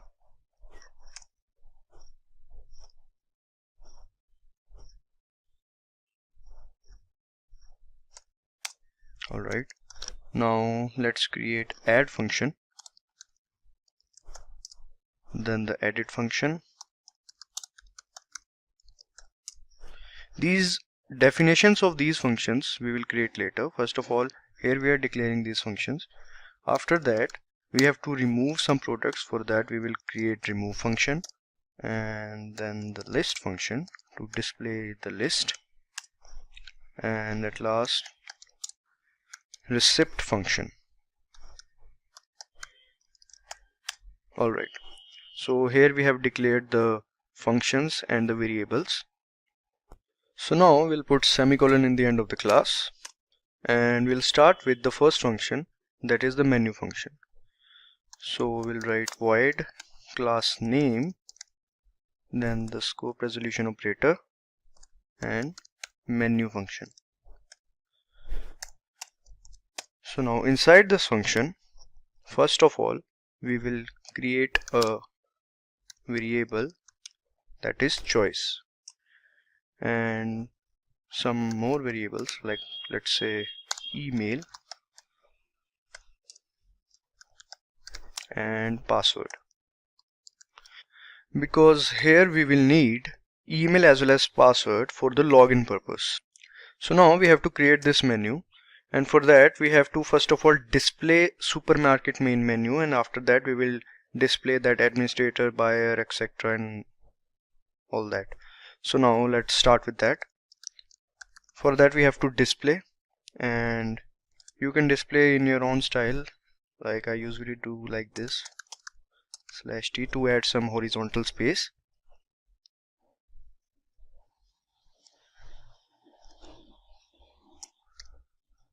It's just for formatting. And After that, same will do.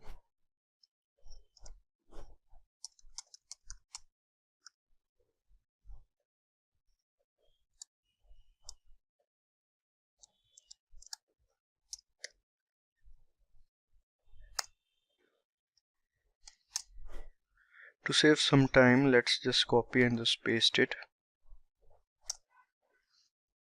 But now here we'll write supermarket main menu.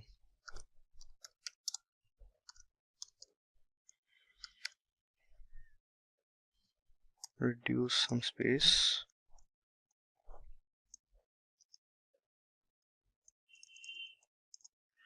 Alright, now similarly we'll do here.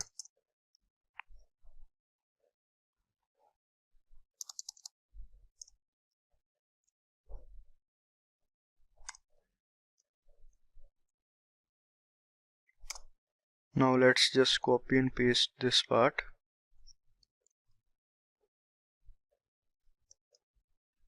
Alright, now again some space.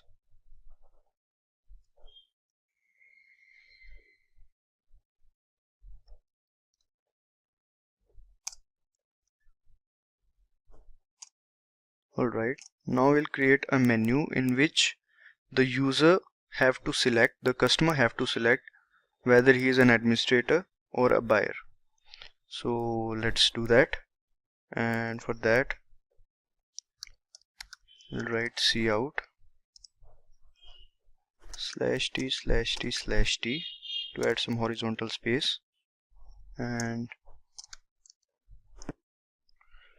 alright, now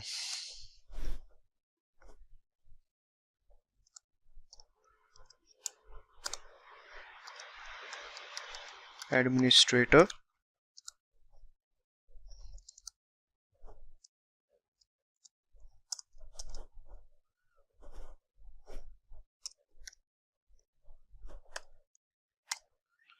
now similarly here we'll add some space over here.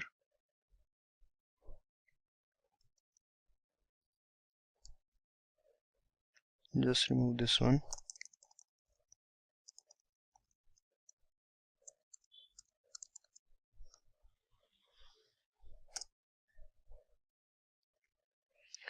In number 2 we'll write buyer, the person who wants to buy stuff from the market.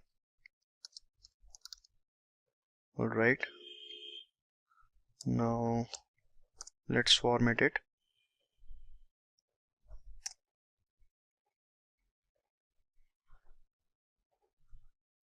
We'll add some space over here.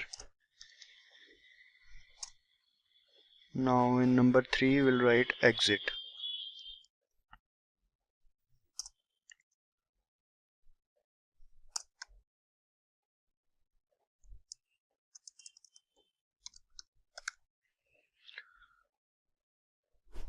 Alright, it's pretty much done. After that, again, if we want to add some space, we can add some. It's just for formatting purposes, you can do it in your own way. And after that, we have to display a message saying that please select. So we'll display a message. Forgot to use semicolon.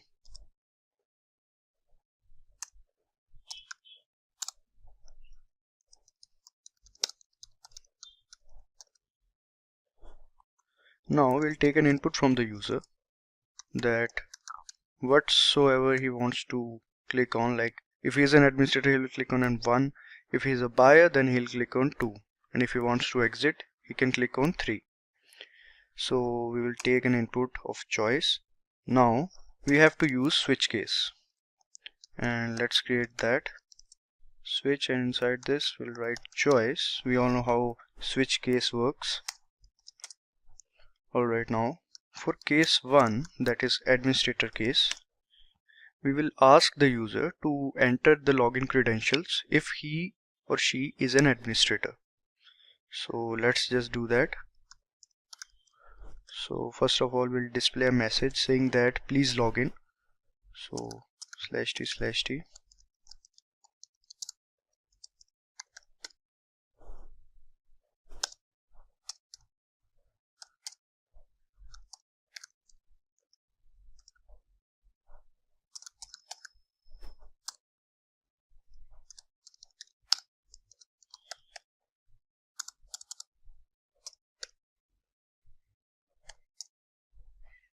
Enter email, and then we'll take the input of email.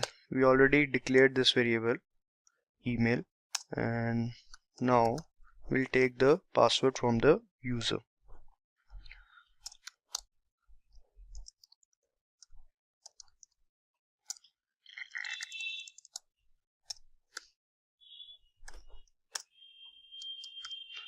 Now we'll take the input of the password.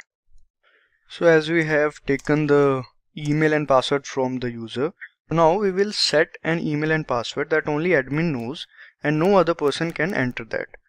And let's say for that we have to use if-else statements. So if email equals, now let's set the email first of all, robbie@email.com. You can write the email and password as of your choice, and I'll set the password now as robbie@123. Now inside the if block, if the user enters this, that means it is the administrator, and we will call this administrator function. Alright, now in the else block, we'll simply display a message saying that invalid username password. Invalid username, invalid email password.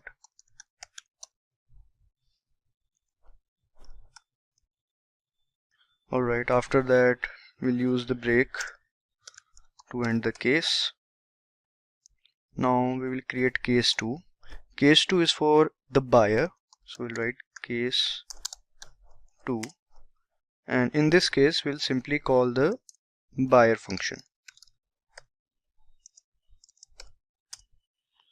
So this is the case 2, and now we have to create the case 3.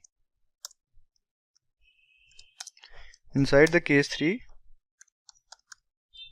is for exit, so we'll do exit 0. It means successful termination of the program. Now default case.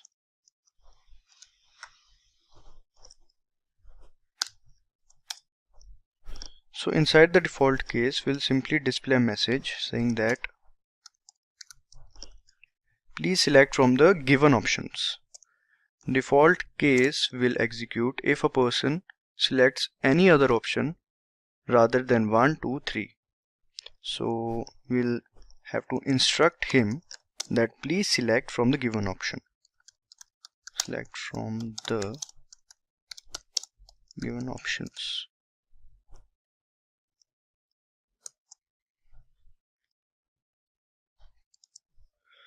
Now after this we'll use a goto statement after the switch statement. So goto is a jump statement, so it will help us in jumping to the main menu again after the completion of this switch case. And this M is a label. We have to put this label at the starting of this menu. So let's do that. We'll write M. Now coming back to the next function. So this function is done. So we'll close this function. Alright, so now we will create an administrator function in which there will be different options inside the administrator menu. So now let's start with that. So we will write void shopping, that is the class name, scope resolution operator, administrator.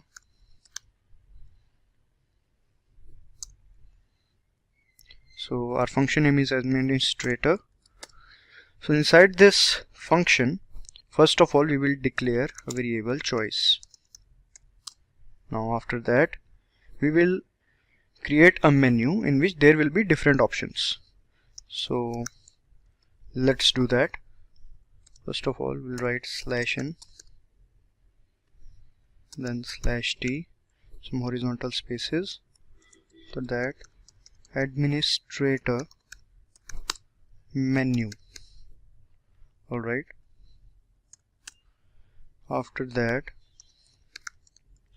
here will be our first option. So first of all we'll write /n, then /t's. Just to make it a bit fancy, we can do this.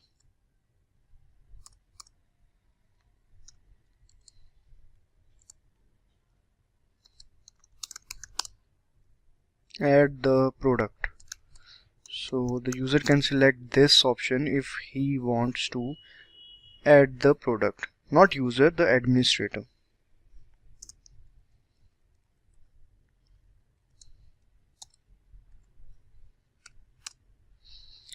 Now we will add some space in this one.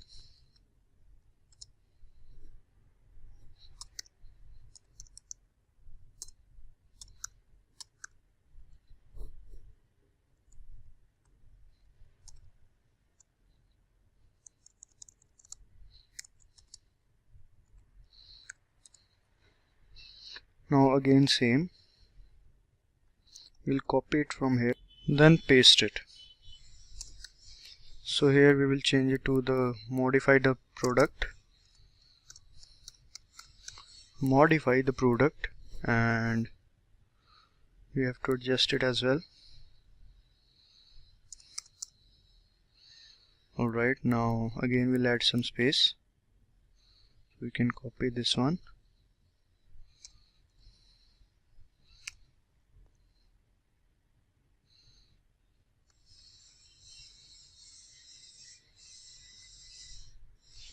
Now here will be write delete the product.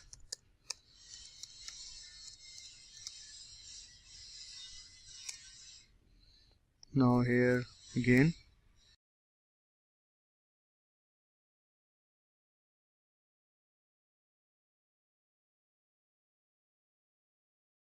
three and make this 4. 4 will be of back to main menu.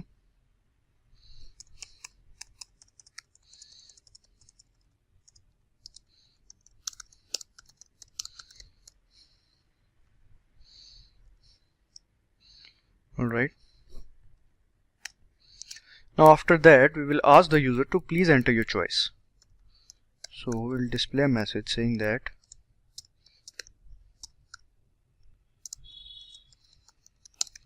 please enter your choice.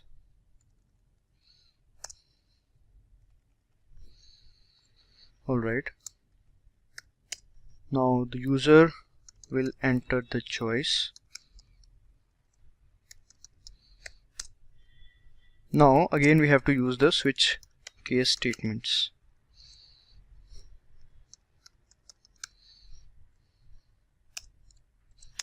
Inside this first case, first of all we'll make, and inside this first case we will call the add function. After that we'll use break statement. Now we'll create case 2. In case 2 we will call the modify function or the edit function.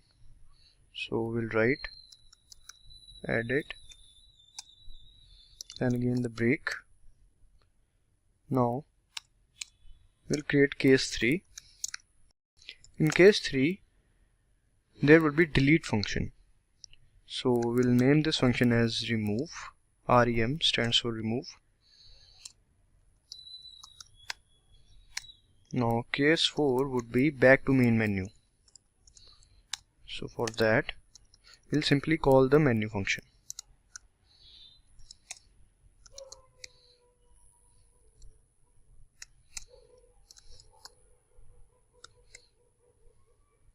Now after case 4 there would be default case.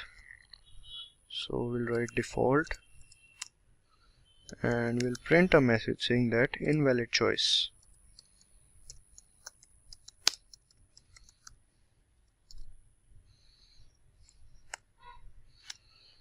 Alright, so after the switch case statement, again as we have done in the previous function, we will mark M with the goto statement, which is a jump statement, and label it over here.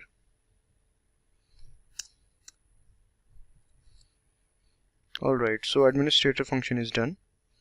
After this function, now we will create another function, let's say buyer function. So for that, void shopping scope resolution operator buyer.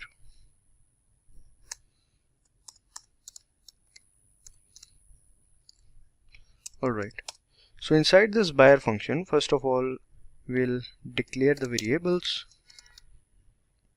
in choice.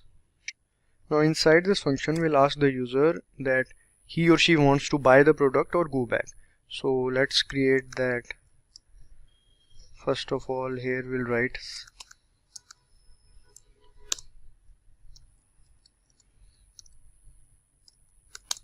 buy the product. No, first of all we'll write buyer.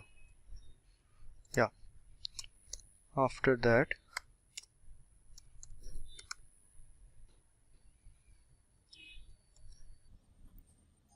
let's give some space. Now, first would be buy product. Now again we'll add some space. Let's copy it and paste it over here. And alright, slash n. Okay, again now we will, in the second option we'll write go back.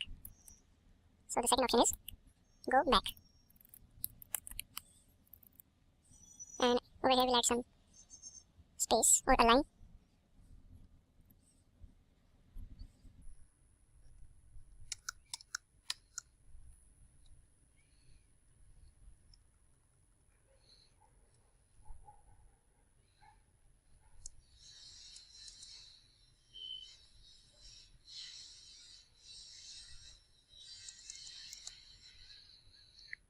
alright, so these were some options. After that, we will ask the user to enter your choice.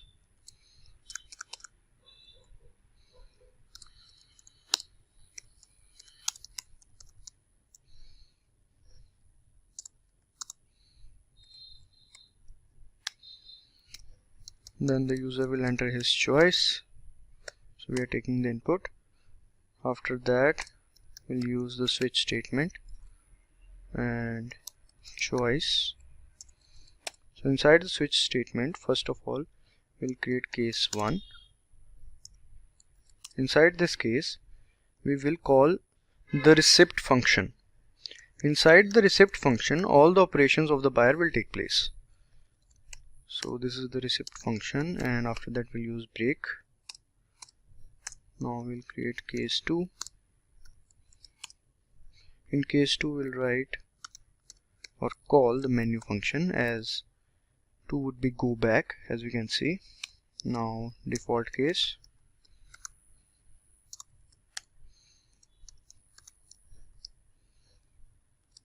We'll write invalid choice.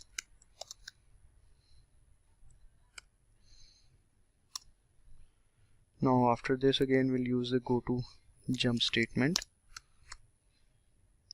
and mark here M.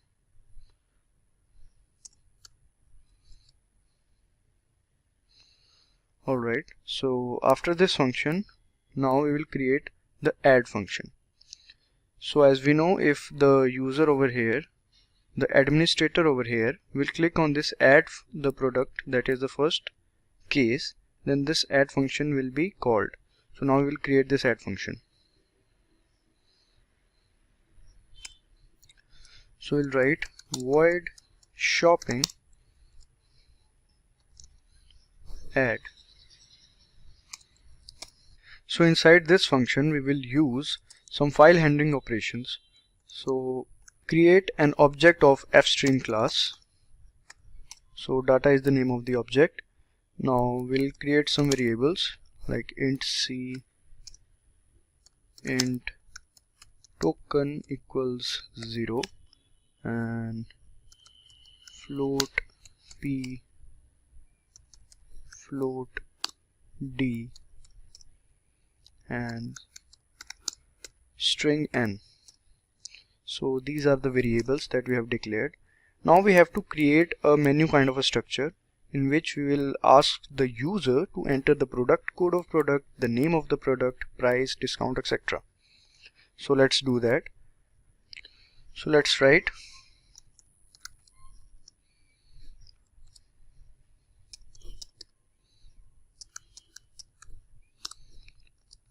add new product.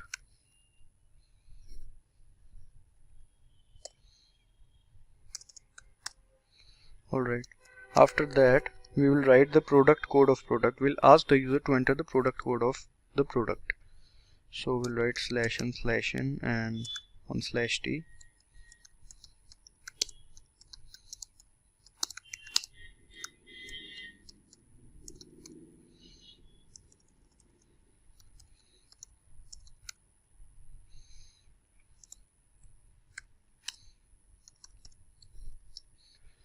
We'll take the input in P code.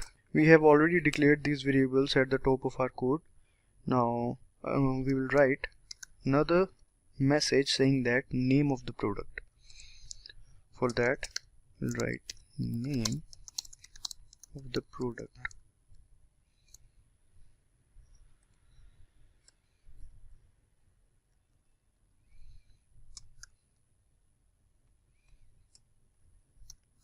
Now we'll take the input in P name. Now we'll display price of the product.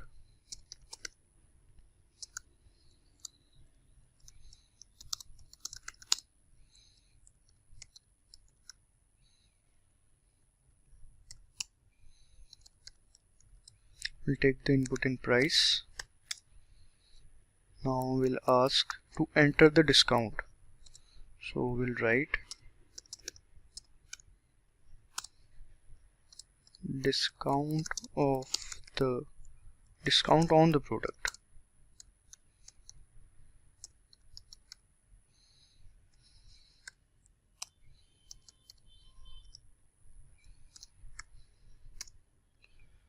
Alright, so here we are asking the user to enter the product code of the product.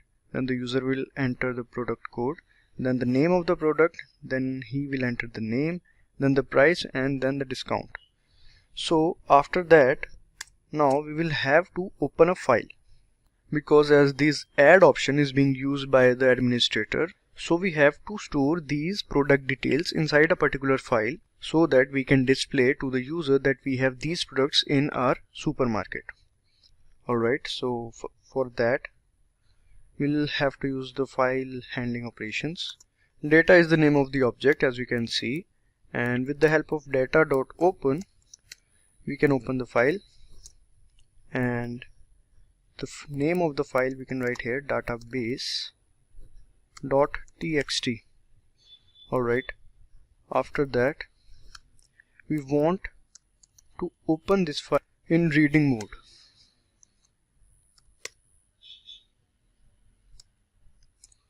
iOS in will open the file in reading mode and iOS out will open the file in writing mode.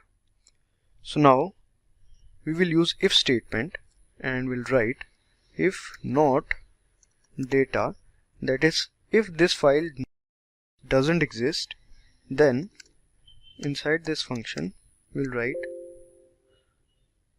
data.open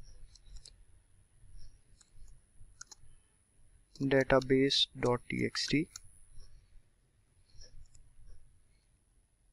We will open this, basically we will open this file in writing mode if this file doesn't exist, and if this file exists then in else block we'll do that. iOS out, iOS app stands for append mode and iOS out stands for write mode. Now in order to write inside the file, we'll give some space, and now we'll write P code. This is how we can write inside a file. After that, P name, then again some space. After that, there is price, then again some space. After that, dis for discount, then we'll use /n. Alright, so after that we have to close the file as well. Write data.close. Data.close. After that, in else block, that is if the file exists, then we will read from the file. So this is how we can read from file. N,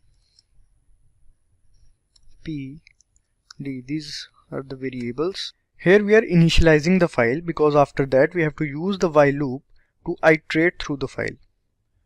So let's do that. First of all, I'll write this part and then I'll explain.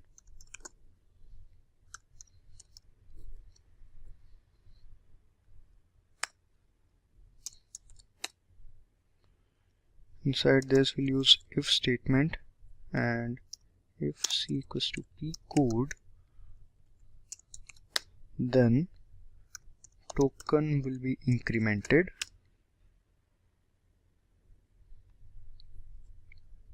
and for initialization or for iteration we'll again do that.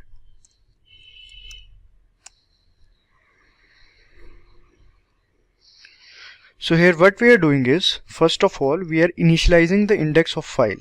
Here we are initializing the index, because after that we will use the while loop.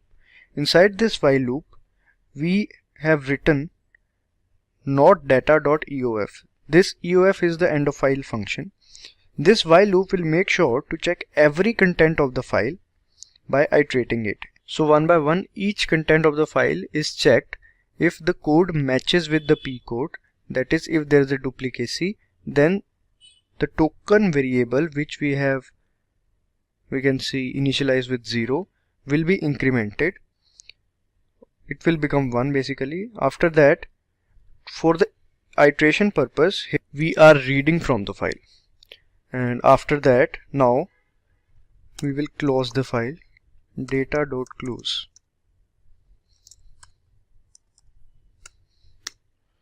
Alright, now we'll use if statement, that if token is 1, as we know, if token gets incremented, that is if there is a duplicacy, then again it will go back to the menu. That is if the product code entered by the administrator already exists, then he have to enter another product code, because if the administrator enters the duplicate code, then it will again go back to this menu. So this go to M, we have to label it over here.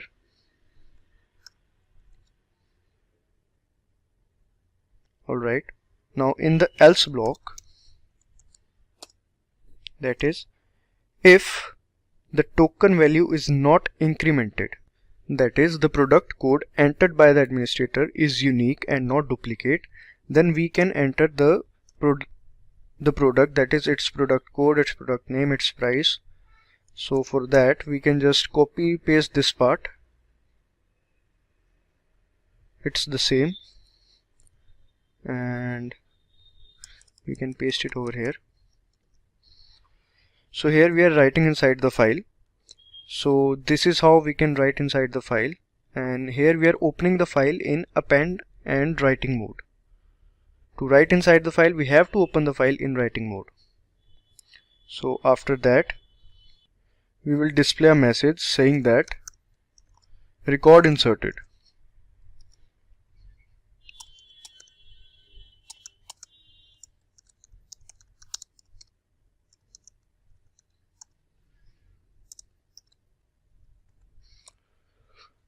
There's some bracket error, the else block will close over here.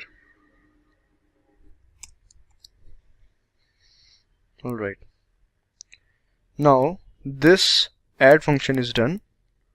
We have done this part. Now we have to create another function named the edit function. As the add function is used for adding the products in the market based on their price, names, discounts, etc. Now edit function will edit the products. Like if you want to edit some product like juice instead of milk or something like that, you can do it with the help of edit function. So we'll do that functionality in edit function. So let's do that. We'll write void shopping edit, the name of the function. So inside this function we will create two objects of fstream class, that is data1 and data2. That is data and data1. Alright, so these two are the objects of fstream class.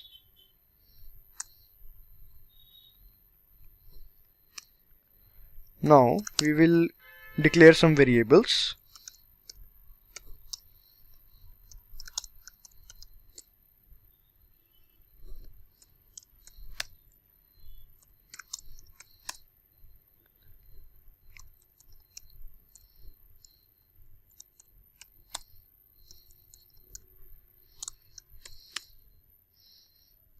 Now string n.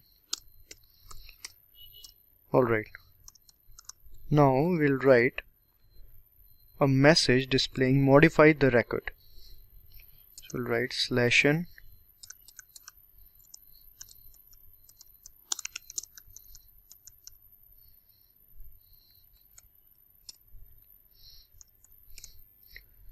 now we will ask to enter the product code.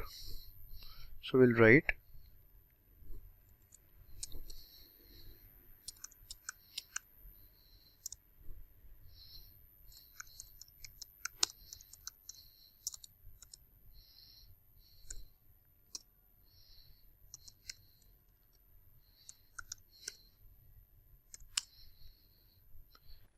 now we will open the file and check if that file exists or not.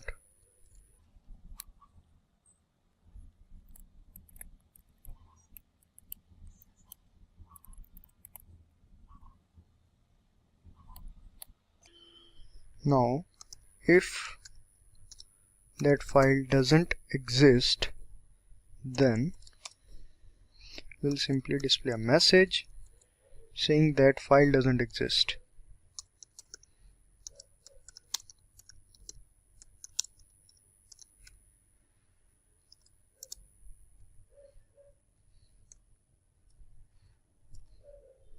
And in else block we will open the file, but not the same file, the other file. This file would be database1, and we will open this file with the help of this object, that is data1. So we'll write data1.open. The name of the file would be database1.txt, and we will open this file in append mode and writing mode.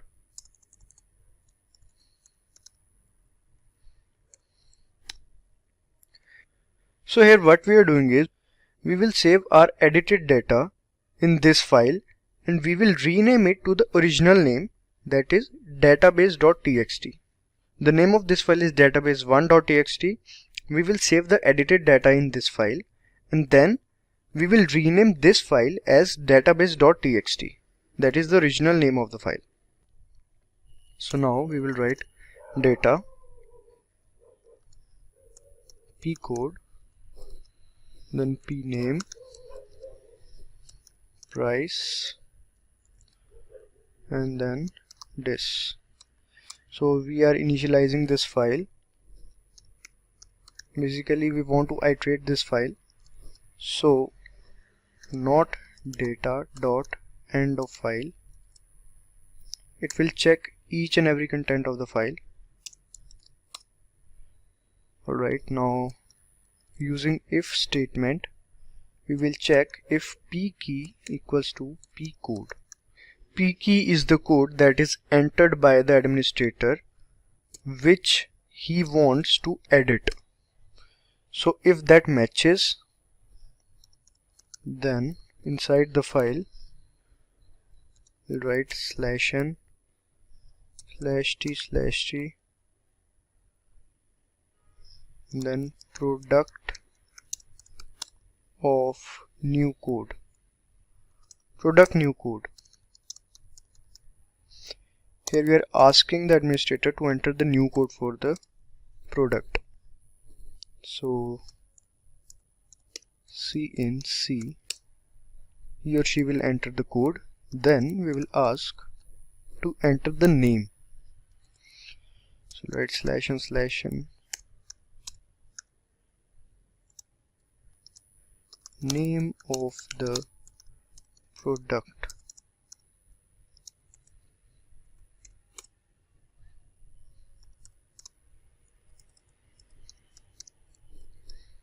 P name N.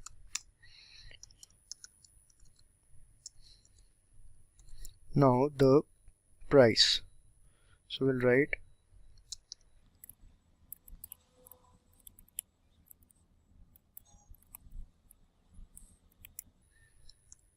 now the discount.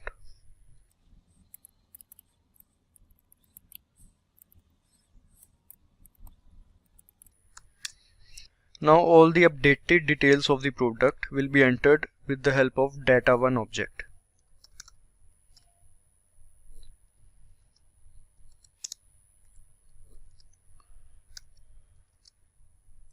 Again some space, then N, again some space, and here P, and here D.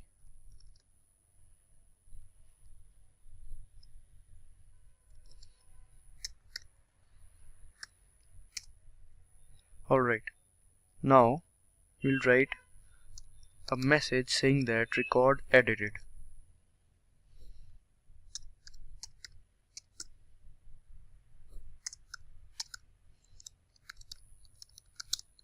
Record edited. Alright. After that we'll increment the token, that is token plus plus. Now this was the if block. Now in else block, again data1, that is if the product key or the product code entered by the administrator doesn't matches with any of the product code within the file, then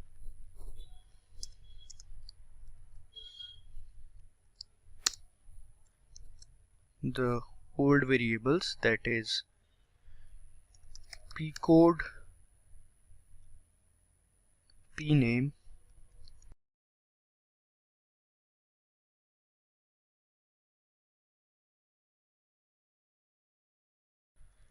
price, and after that discount, that is dis.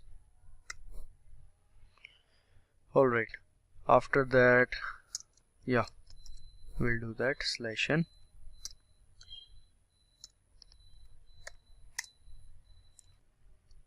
Now outside this else block, we'll write that p code, p name, just for increment purpose. We want the while loop to iterate, so that is why we will use this one, so that this while loop can iterate. Alright, after this we will close both the objects, that is data.close. We are closing both the files, and data1 dot close.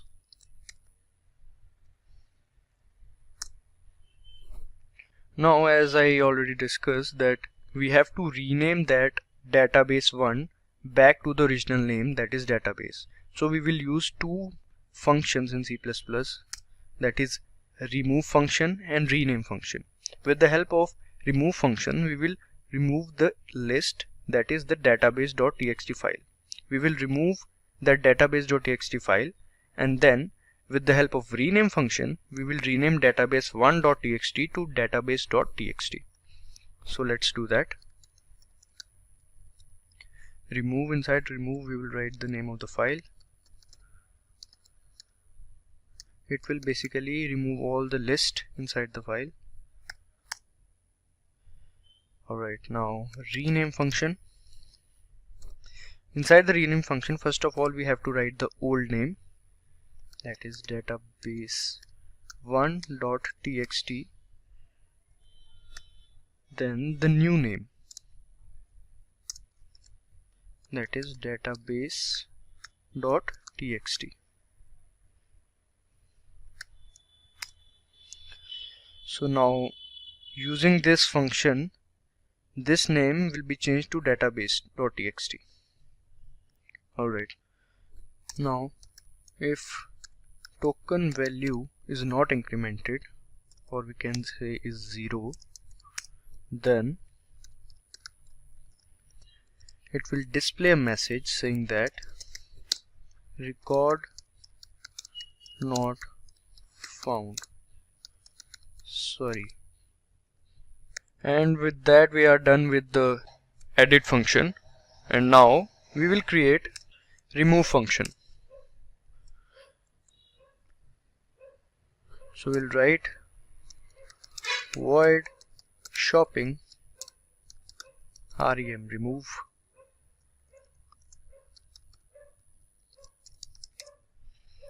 This remove function will be a bit similar to that of the edit function. So now let's start with that. Fstream will create two objects, data and data1. Now int p key and int token will initialize it with 0. Now we'll display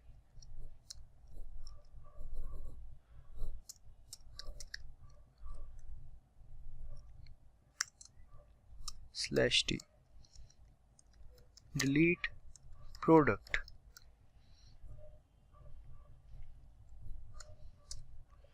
Now we'll display to enter the product code. So we'll write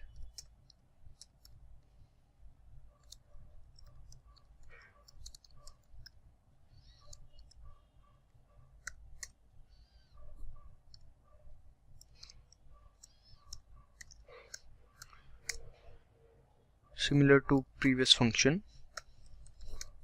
Now data.open database.txt. We are opening this file in reading mode, and then we will check if this file exists or not. So we'll write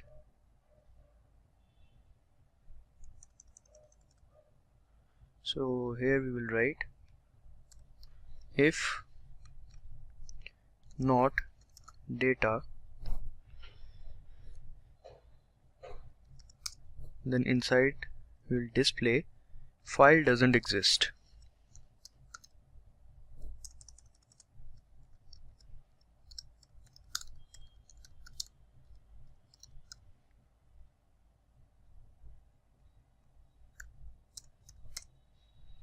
Alright, now in else block,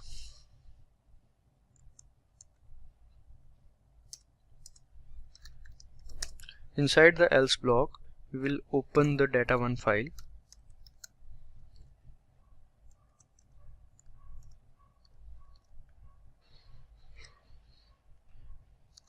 and the file name would be database1.txt, and we will open this file in append and writing mode.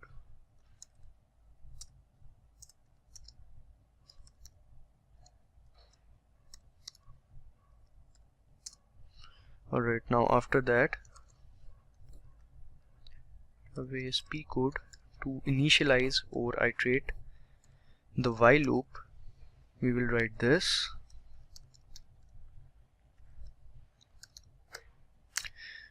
This is how we read from the file, and here we will use data because we will iterate through data.eof, that is data file.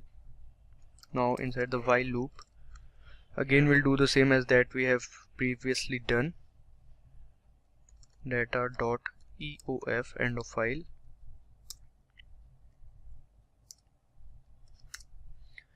Now use if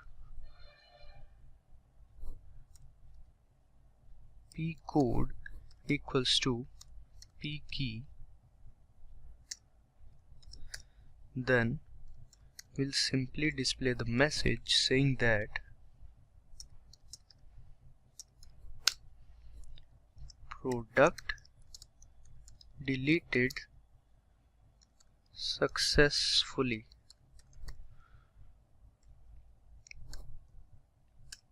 Alright, and now we will increment the token.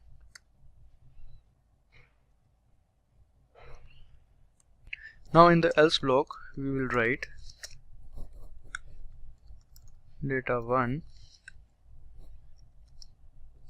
space, then p code, then p name, then price, then discount. Now p name,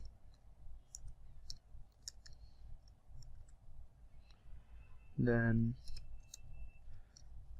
price,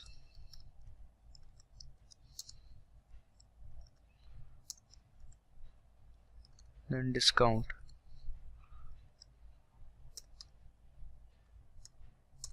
Here the P key entered by the administrator will check for the first product code. If it matches, the if block executes. In the second iteration, it will not match and else block will execute, and database1 file will be displayed. In other words, in else block, all the products will be displayed except the one which you want to remove or delete. So we will show this file database1 and then rename it with the previous one, that is database. Alright, so now let's go ahead.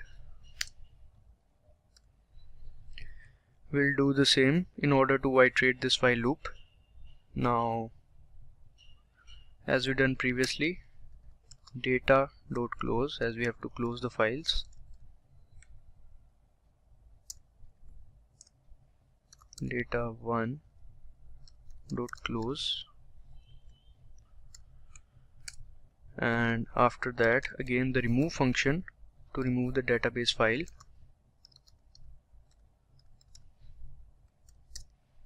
and rename function. Firstly we will write the database1, that is the old name. Make sure to put semicolons, then database, then database.txt, the new name. Alright, after that, if token is not incremented, that is if token is 0, then it will simply display a message saying that record cannot found.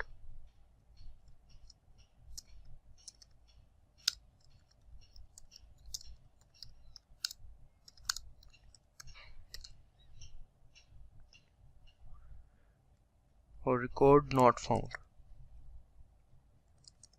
So as we have created 3 major functions, now we will create another function named list. It will help us in showing the list to the customer or the buyer. Right, shopping. Now we'll write list. Inside this function, we'll write the data, the object of the fstream class, then data.open we'll open the database file,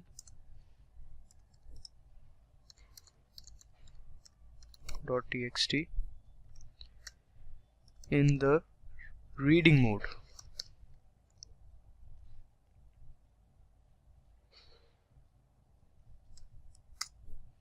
Alright, after that we will format it a bit.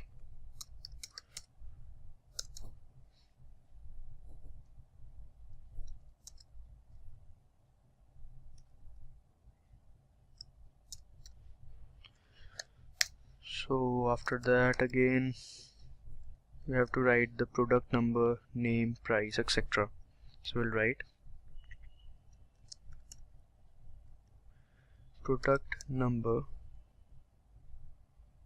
and then we can use /t,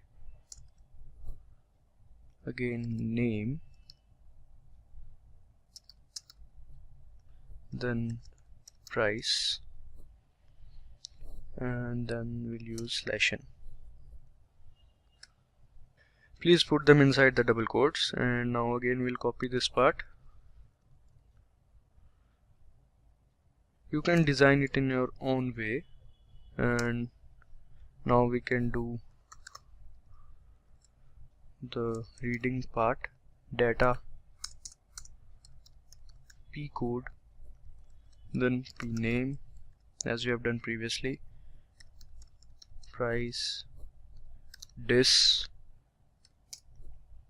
while loop. Inside the while loop again we'll use not data dot eof,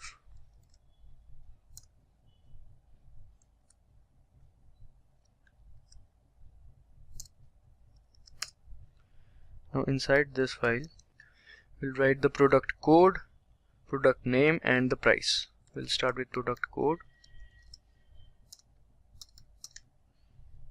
then product name, that is p name,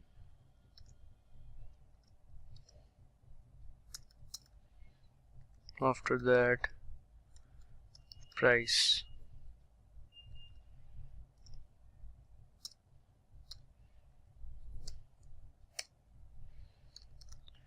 for the iteration purpose we'll write again p code, p name, price, discount. Alright, now after that we will close the file by writing data.close. Alright, so we are done with this function as well. After this, now we will create the receipt function in which all the customer operations will take place. So now let's create this receipt function. So we'll write void shopping, RECIPT receipt. And now inside this function, first of all we'll create the object of fstream class. Then we'll declare some arrays because we have to store multiple product keys and multiple quantities of those products. So that is why here we have to use arrays, and then we will declare some variables. So let's start. First of all, fstream class, the object of this class is data. Now after this we'll create array. Array C means array of codes, so I'll declare it in that way. Now after that, now we'll declare another array of Q, that is quantity.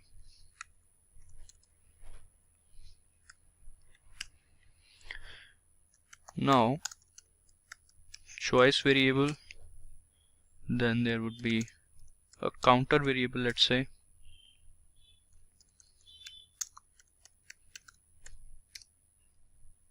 Then discount variable, we'll initialize it with 0, and we'll initialize amount with 0 as well.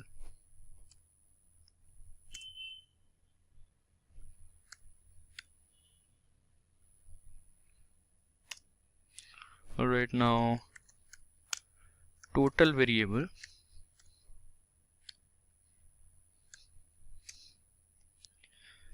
Now we will display a message saying that receipt, so that the user will know that this is the receipt.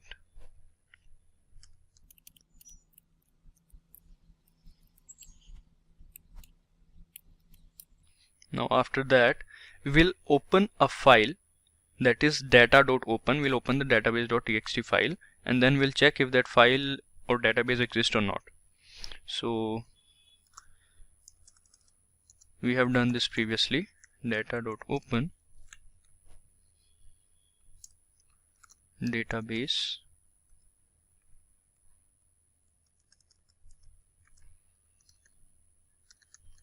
.txt.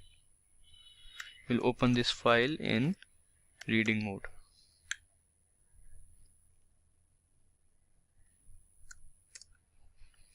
Now we'll use if block, and inside this if block we'll write not data. We are checking that if this file or database exists or not. We'll write if it doesn't exist, if not data, that is if this file doesn't exist or this database doesn't exist, then we will print the message saying that empty database. Empty with a P. Now as this, now in else block we'll write if that file exists.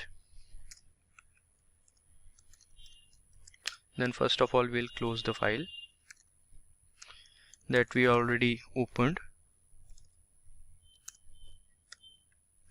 Now in else block we will call this list function that we have created, because if the file is created then we have to call the list function and we'll show the user or the customer that these are the products available in the supermarket, and for that we are calling this list function. Now we will design the structure and ask the user to place the order. So let's do that.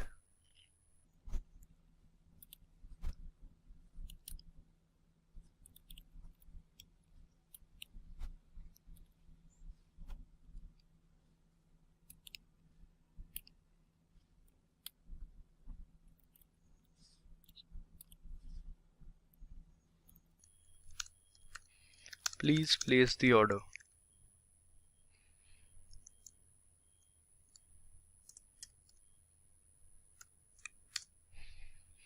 Now again we'll copy this part.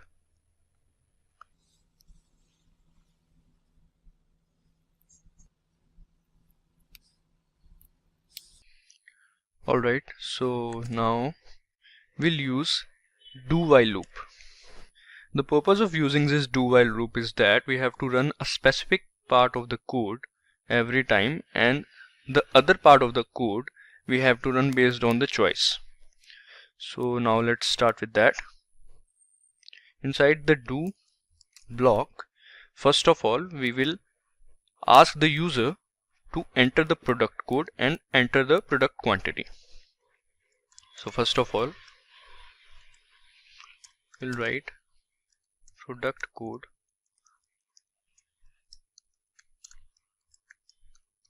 enter product code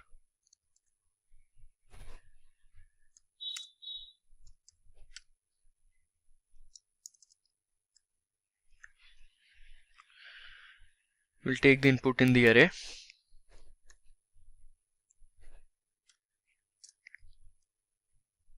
Now we'll ask the user to enter the quantity.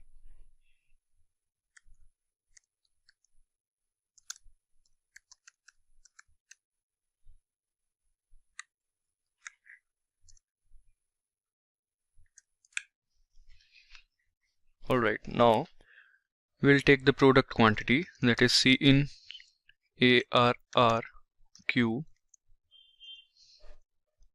C. Now we will check that if the product code entered by the user matches with the product code that is being already entered, then we will display a message saying that duplicate product code, please try again. So for that we have to use the for loop first of all, and inside the for loop we'll initialize I with 0, I less than C, we have already initialized C with 0. Now I++. So inside this for loop, use if condition and check if the product key or product code entered by the user matches with the product code that already exists in the file. Then we will display a message saying that duplicate product code. So we'll write if array C of C that is entered by the user equals array of C I. So I will keep on iterating as we have used for loop. So inside this if, we will display a message saying that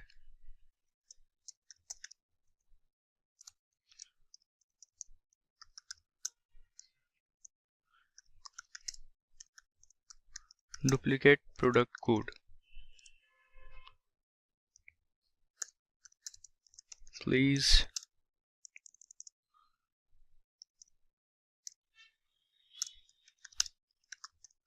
try again. Alright. Now we'll write go to M, again the jump statement as we have already discussed. Now after this we will increment C++, that is, if the product key is not duplicate, then C will increment, that is, the counter will increment. Alright, now we'll display a message saying that do you want to buy another product or not. We'll write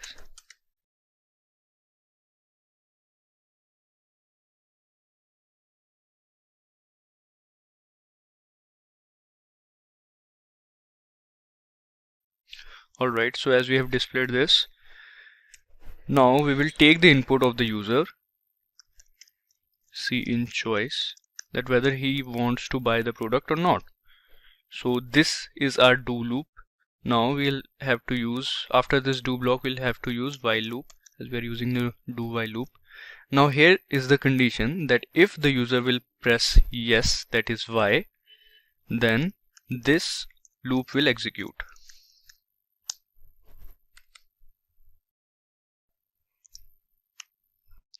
Alright, now we'll make a design structure. So we'll write cout and /n/t/t/t, and now we'll write receipt.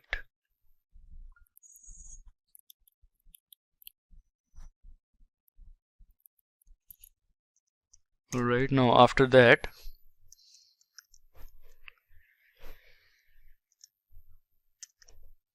now we'll write product number.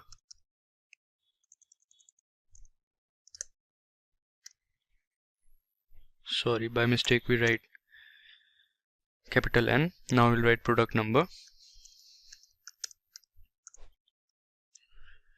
Then now we'll write product quantity. Product name, sorry.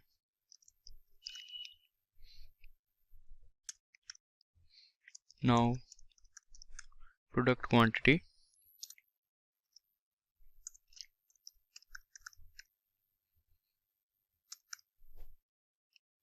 Then the price.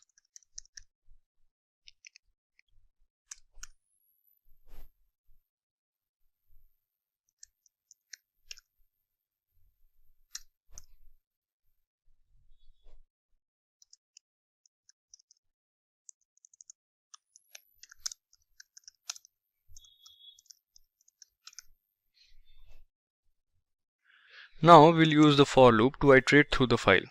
So we'll write for int I equals 0, I less than ci++.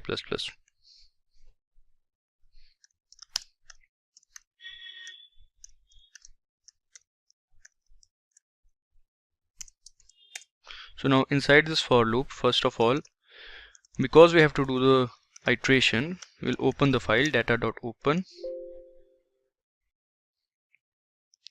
database double quotes database.txt, and we'll open this file in reading mode. So iOS in.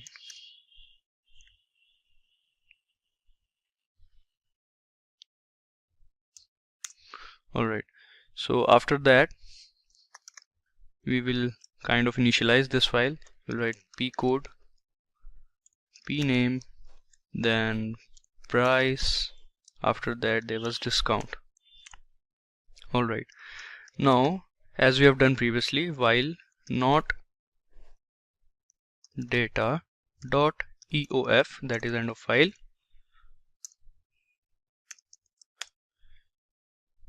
and inside this while loop we will check we are actually matching if the code entered by the user, that is ARRCI, is equal to the code present in the file, and if so, then we will do the calculations and add those files in the customer basket. So let's do that. Pcode equals array of C of I. Here we are checking. If so, then we'll do the amount equals to price of the product into the quantity of the product.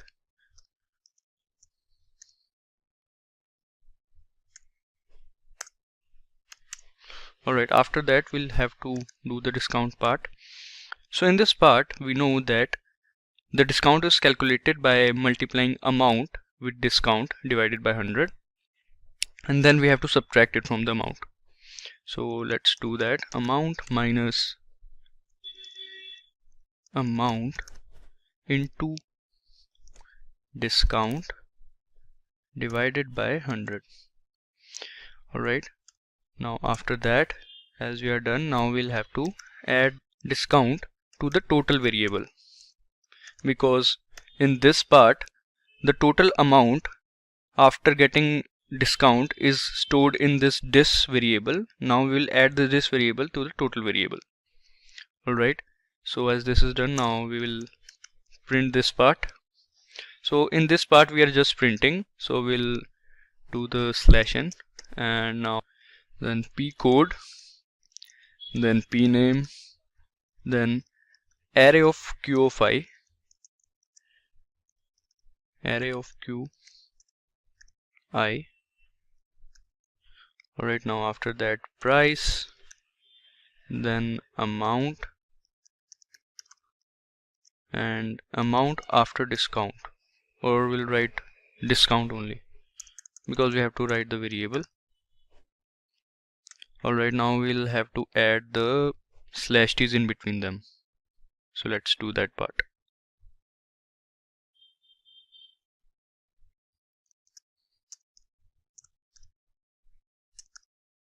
Alright, so we have added the /t's in between them for the formatting purpose.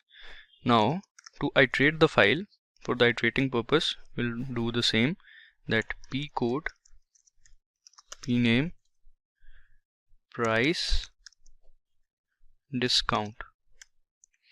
Alright, now after this while loop, now we will have to close the data file, so we'll write data.close.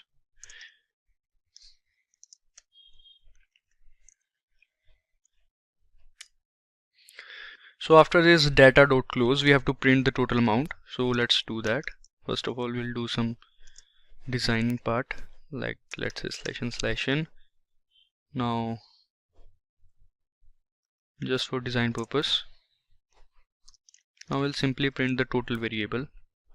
We'll write first of all total amount.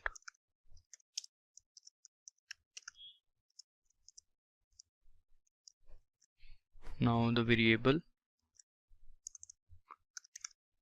total. Alright, so everything is done except the main function. Now in the main function we'll write, so int main. Now inside this main function, as we know, we have created the class shopping class, so we will create the object of that shopping class and we will call the menu function with the help of that object. As we know, that is the first function that must be called, so we'll write shopping, and let's say the object of this is s, and s dot menu function. So as we know, the menu function is the topmost function. So this menu will display when we run the file. So now everything is done, and now let's run this file. Let's press compile and run. I hope it works. There are some errors. Alright, so 335, okay. So this is the error, and now 57 line.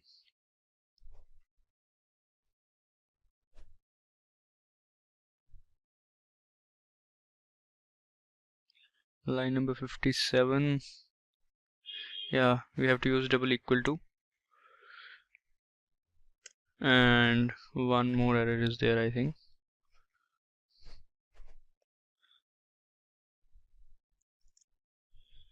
Now let's try to run this. There might be some more errors, as you can see. Alright, after this 386.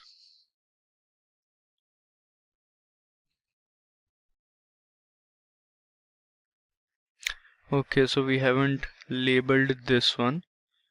We have to label M. Now let's try to run this.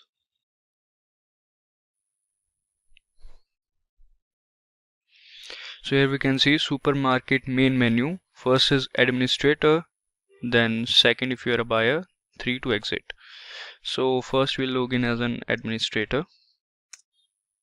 So as you can see, please log in. So now we'll enter the admin's email.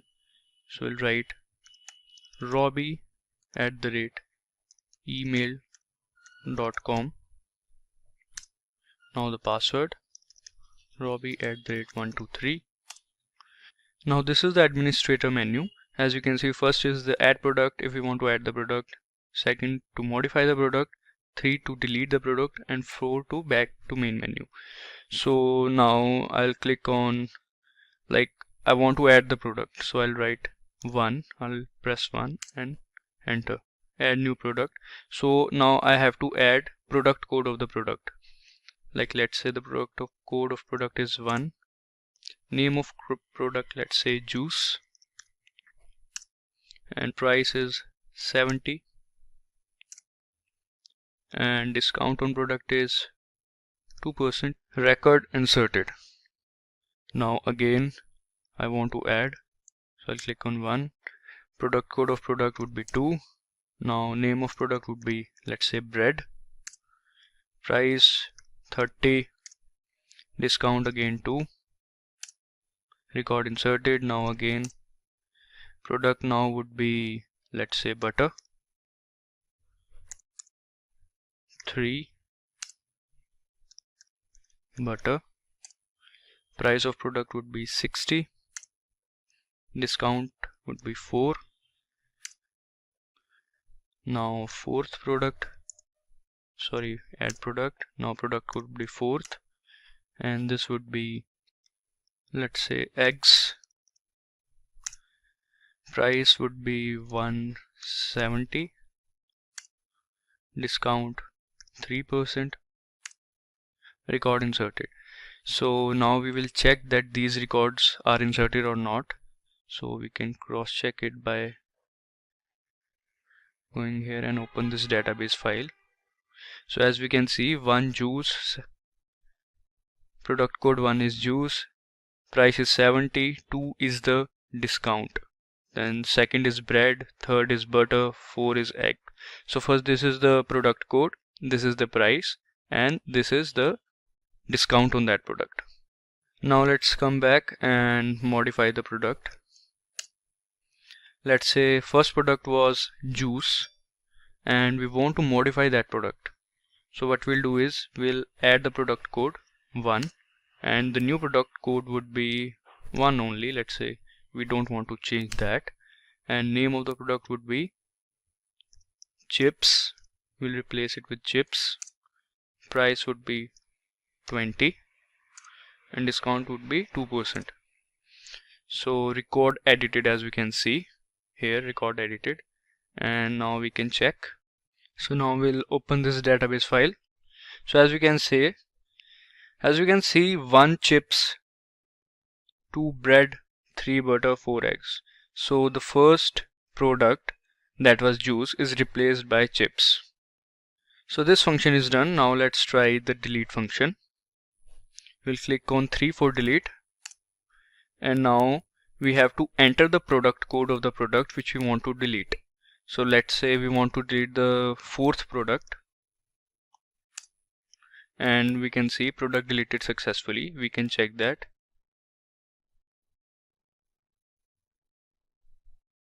As you can see, there are 3 products left. The 4th one got deleted.